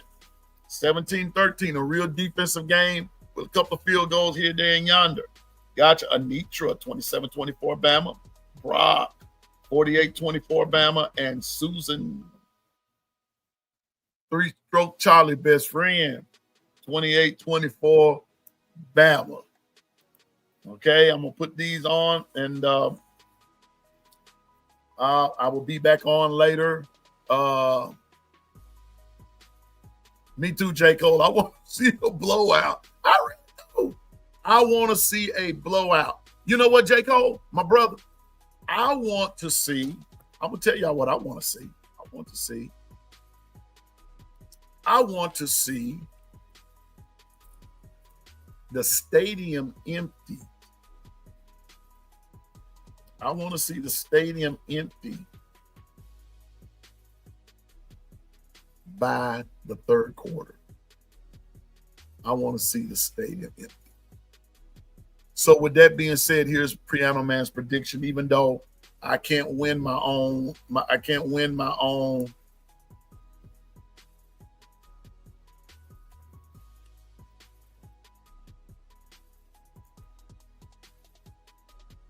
I know Susan. That's why I said what I said. That's her best friend, y'all. Three-stroke Charlie. But that's why I said what I said. I want to see a blowout, but I'm also realistic. I'm realistic. Coach Carl said, take the overs. That'd be your early birthday present, J. Cole? Gotcha. My early birthday present will be a SEC championship win because my birthday is December 17th. So that'll be mine for me. That'd be my birthday present right there. But for tomorrow's game, everybody, given all of everything that has been said, everything that has been, every prediction, every take, everything that has been said, the over and the under 53, Georgia -3, and I think that the line is dropping and this, that, and the third. And I'm not a betting guy at all, but I look at the law of averages, and I'm not good at math by any stretch of the imagination. But when I look at this game, I look at history. And in the words of Lee Corso, not so fast, my friend. I know Georgia's picked to win. I know Georgia is, and the world wants to see Bama lose. See, and that's what some of the Georgia fans are hollering. Some of them are saying that the world wants to see Georgia lose. No, on the contrary. The world actually wants to see Georgia win and Bama lose. They want to see Bama lose. But here we go. I believe Bama 41, Georgia 28. That's what I believe. Bama 41, Georgia 28. I believe Ty Simpson throws for over 300 yards. I believe our running game will show glimpses of it, but I believe that because of the defense that Georgia's going to play, just like I told y'all about, we can't sit back and let Georgia run the ball. Georgia's not going to sit back and let Bama pass the ball either. But I think something that Jeff said is going to apply to the Alabama Crimson Tide, and it's called yak yards. Austin, if you believe that Georgia's going to hold Alabama to just 12 points, I suggest you go learn the game. Georgia hasn't held Bama to 12 points since they've been playing. Come on, Austin. Come on now. You know better than that. Come on now. I'm going to write it down.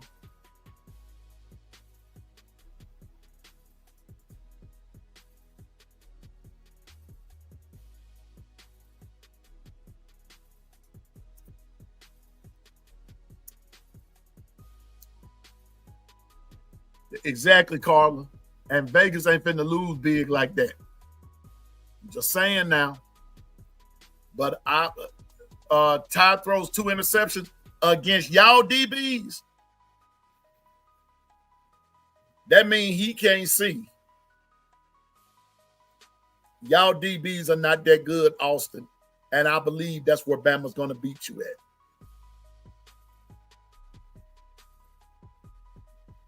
J. Cole, Bama 42-17.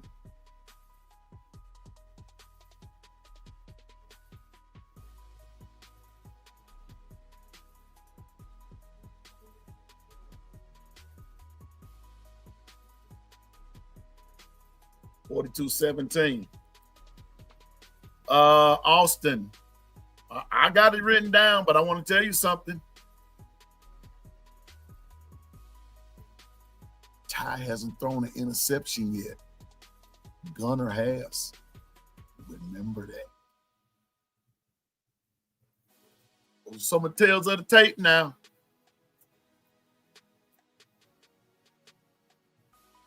Just kind of reminding you.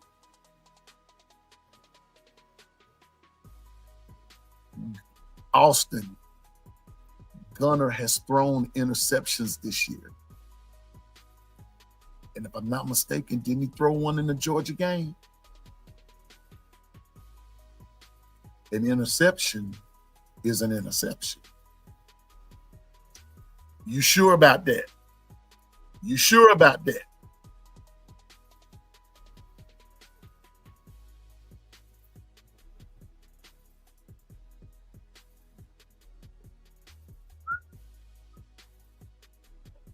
Let's go back to week 3. Let's see. Georgia, Tennessee. Let's go to the box score. Okay. Well, wait a minute. Let me whoa. Let's go back to week 2 there.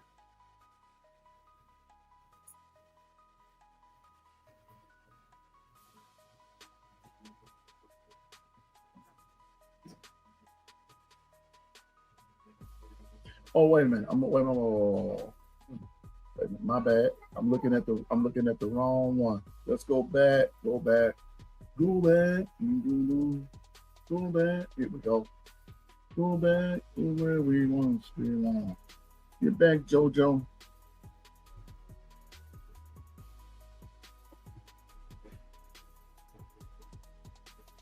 Okay, I give you that. So Gunner Stockton hadn't thrown any interceptions either. All right, cool. But guess what? He's throwing one Saturday. I guarantee you that. I guarantee you that. I bet you, and I about know who gonna get it. Bray Hubbard gonna light him up. So okay, Austin, you won that. But for you to sit there and say that Gunner's better, I give you that. But I don't believe you really believe that. But anyway, 42-28, Bama. 42-28. Sab or Bray, any of them. But I'm almost willing to guarantee you Gunner gets picked and might run it back for a touchdown. That's just a prediction. So, but give me Ty over Gunner. Give me Ty over Gunner. But 41-28, Bama over Georgia. I'm not going to go off into the yardage thing of who does what, this, that, and the third. I'm just going to go with what I believe. And I believe that Bama's going to beat them again. I said it before. I'm going to say it again. Horton's going, I think, and see, and that's the wide receiver, Susan, nobody's talking about. Everybody's talking about Ryan and Jern. Y'all forgot Isaiah is just a bigger threat as those two.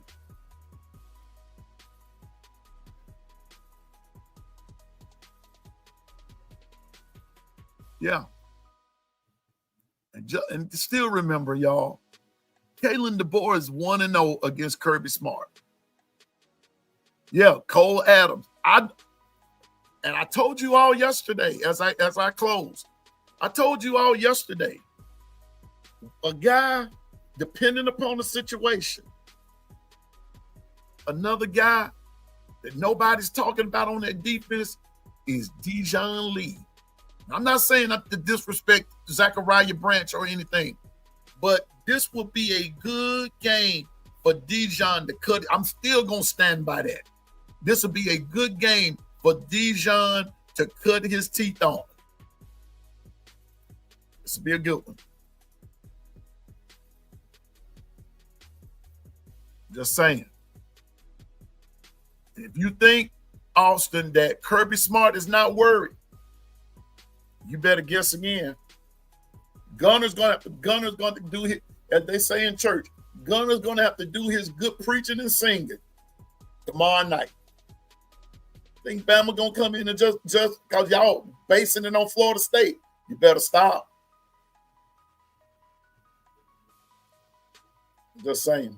So it's going to be a good game, but I believe that the same result that has always been is going to be Alabama 41, Georgia 28. Yeah. I got you, J. Cole. Yeah, Nitra. Yes. Sleepless nights. And the same problem, I'm going to go back and say it again. The same problem that Georgia was facing last year, they're facing it this year, injuries. And Piano Man keeps saying it, injuries are an X factor. Yeah, people are underestimating Coach DeBoer. They're underestimating Alabama, period. I'm not even underestimating Georgia. I'm just saying, I'm just confident that Vandy poses more of a problem than Georgia does. Sports analyst says you pick, yes, Carl, and I saw that. He's picking Bama to win every time until Georgia can get a win. Told y'all it's a mental thing.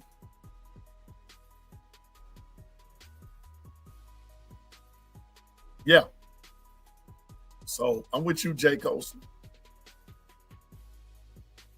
Yeah, DeBoer, and they said DeBoer is getting a lot more vocal. He knows what's up. So anyway, y'all, that's the show for this morning. If I come back this afternoon, it'll be at the same time, like 3 o'clock, something like that. And then we just have some fun. We have some fun. So that's it. Thank y'all thank y'all and everything. Now look, I've seen it in the chat a couple of times. Please, on the way out, please hit the like button. Please hit the like button. Please hit the like button. Too many in the chat, and it's just a few of y'all hitting the like button. Let me see something. Matter of fact, I'm gonna pull it up.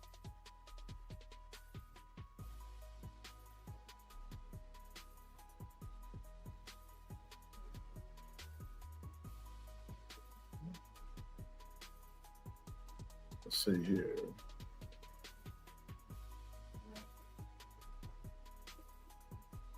What's up with you? Anyway, I'm trying to find it here. Where we at? Where are we? One of my favorite people passed away yesterday. Didn't even know it. But anyway, all right. Well, anyway, please hit the like button. Please hit the like button. Please hit it. And I heard somebody say last night that if Vandy win 9 games and make a bowl game, Lee is going to leave for Florida job. I don't think so. Isn't Vanderbilt his alma mater? Yeah, but let me tell you something. But you're still going to try to follow that. See, that Vandy thing is not going to last long. That Vandy thing is not going to last long. Just remember that, LaToya, that Vandy thing is not going to last long. So that would not surprise me if Lee goes to Florida. But first of all, you got to get Napier out of there first. See, so we be hearing a lot of stuff, and there's a lot of things that be insinuated, but until it comes to the fruition of it, it's all a bunch of rumors. So we will see. But you got Oklahoma State job open. You got the UCLA job open. I'm going to tell y'all this. I'm still saying, if South Florida keeps winning, that coach going to walk too. And I'm telling you now, Tennessee misses that dude. Now tell me I'm wrong, William Big Dog got to eat. Big Dog got to eat. Tell me I'm wrong. Y'all don't miss old boy down there at South Florida. Yeah, y'all miss him calling plays. You sure do. But if South Florida keep winning, they're going to be without a coach.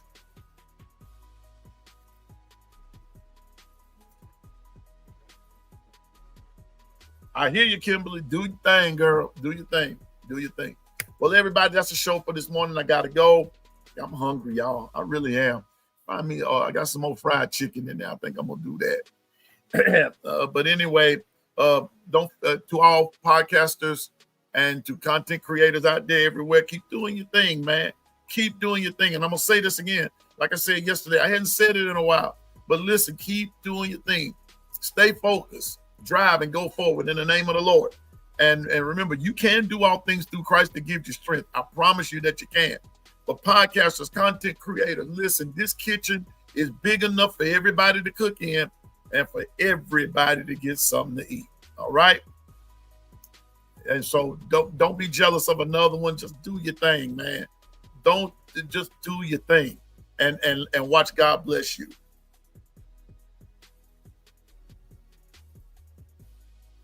Oh, yeah. Costs a lot to replace and bring in. Yeah, but guess what, Double A? If they want you bad enough, they gonna pay the cost and replace you. Just that simple. It's just that simple. But so just know, I may not see you personally today or tomorrow, but I'm gonna see you in the long run. And always remember, Piano Man is no expert, but he does know what he's talking about. So with that being said, forget them hedges. Georgia, we coming. Georgia, you next. You next. You're next. You're next. You're the next contestant on The Price is Right. So anyway, have a great day, everybody. Roll Tide. God bless you. Have a great day. Remember to keep God first in all that you do. Now, as I end all my shows, listen, Buster, 3-Stroke Charlie, 4-Stroke Fred, and Billy, there's still yet hope for you. Roll Tide, everybody. Georgia, remember you're next. You're next. We'll see you tomorrow. But if I come back on, it will be back at 3 o'clock like I normally do and do a second show and everything. And anytime, Stephen, it's my pleasure to do, and we're growing and everything. And I'm glad that the growth is slow. If the growth is slow, the growth will be steady and the growth will be more sure. All right. Thank you, Kimberly, my sissy. I love you. You know you my sissy, and I gotta look out for you and everything. But you watch yourself, Kimberly. You getting mighty beside yourself. Be careful now. Anitra said, Susan, when Steven said Kirby's having night sweat, it made me thought about hop.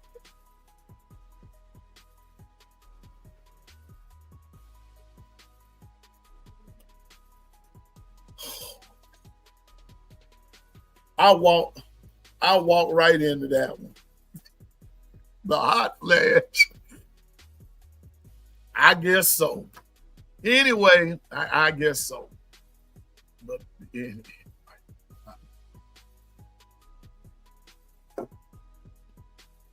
this show goes off the rails down the stretch. You know what I'm saying? But nothing. I ain't gonna bring that up. Okay, Anitra, listen. Later on, we're gonna talk. You might have to be the co-host for the night show, okay? You and Susan, and William. Y'all, I don't know. I don't know if I should, you going through mental.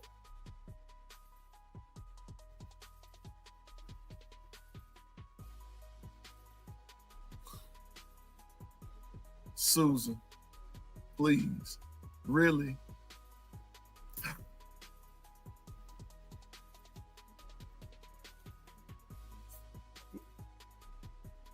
Y'all just won't let me be great. Y'all just won't let me be great. So anyway, but I love y'all just the same. 401k crew, my producer Dwight. Thank y'all for everything you do. Governor JB718, it was good to see you back. Be sharp. It's always good to see you, my brother, Coach Carl, Coach Al, Coach Sean, all those guys at Bama Standard, Zach, Picture Gaming, DSGB84, Spody Shody, Jan 716, all y'all, man. Oh my goodness. LaQuasia and her channel. Support all these folks. Support them all. Regardless, Tez at SC season, even though he's Auburn, and don't forget Bishop Newkirk, along with Hall of Fame Jason. They report in Oklahoma, God still forgives sin, and those that come short of his glory, he still forgive. For supporting all them, and Tez is Auburn. Oh my goodness, that makes my stomach hurt. I told y'all I don't know who I dislike the most: the Dallas Cowboys, Auburn, LSU, or the Devil. So when you in that category right there, that means I don't like you too much. All right. So anyway, I want everybody to have a great day today. William Bryant, stop. Because I have not forgotten your statement from yesterday. Stop. Because I don't want you getting Anitra and Susan started. So stop. Just stop right there. Halt in the name of the law.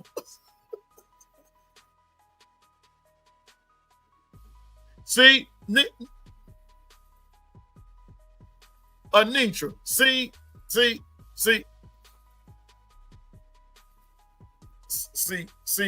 See, that's what I'm talking about. See,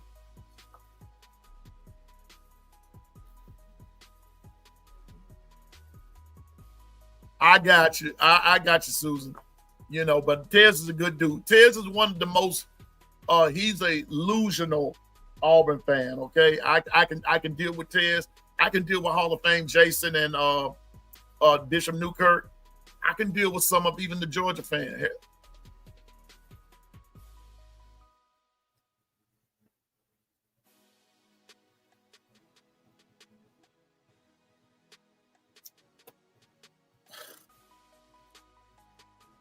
I'm just going to sit here for the next 10 seconds.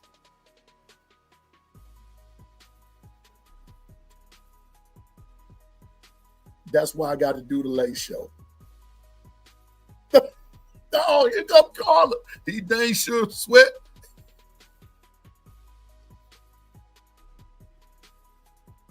Well, it's kind of hot out there, Carla. You know, a little hot under the look. He getting a little hot under the collar. You know what I'm saying? Don't run off the road, Anitra. I'm finna go. I'm getting ready to go. William, I'm going to wait a minute. William.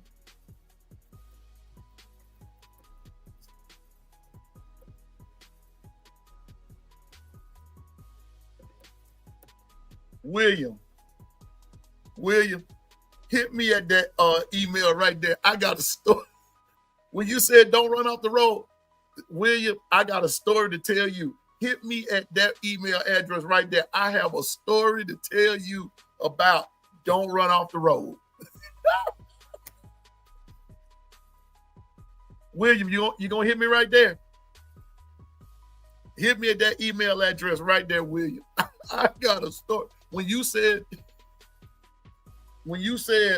don't run off the road, William, hit me right there. I have a story to tell you about that right there. You're gonna look at don't run off the road a whole lot differently when I get through telling you this story.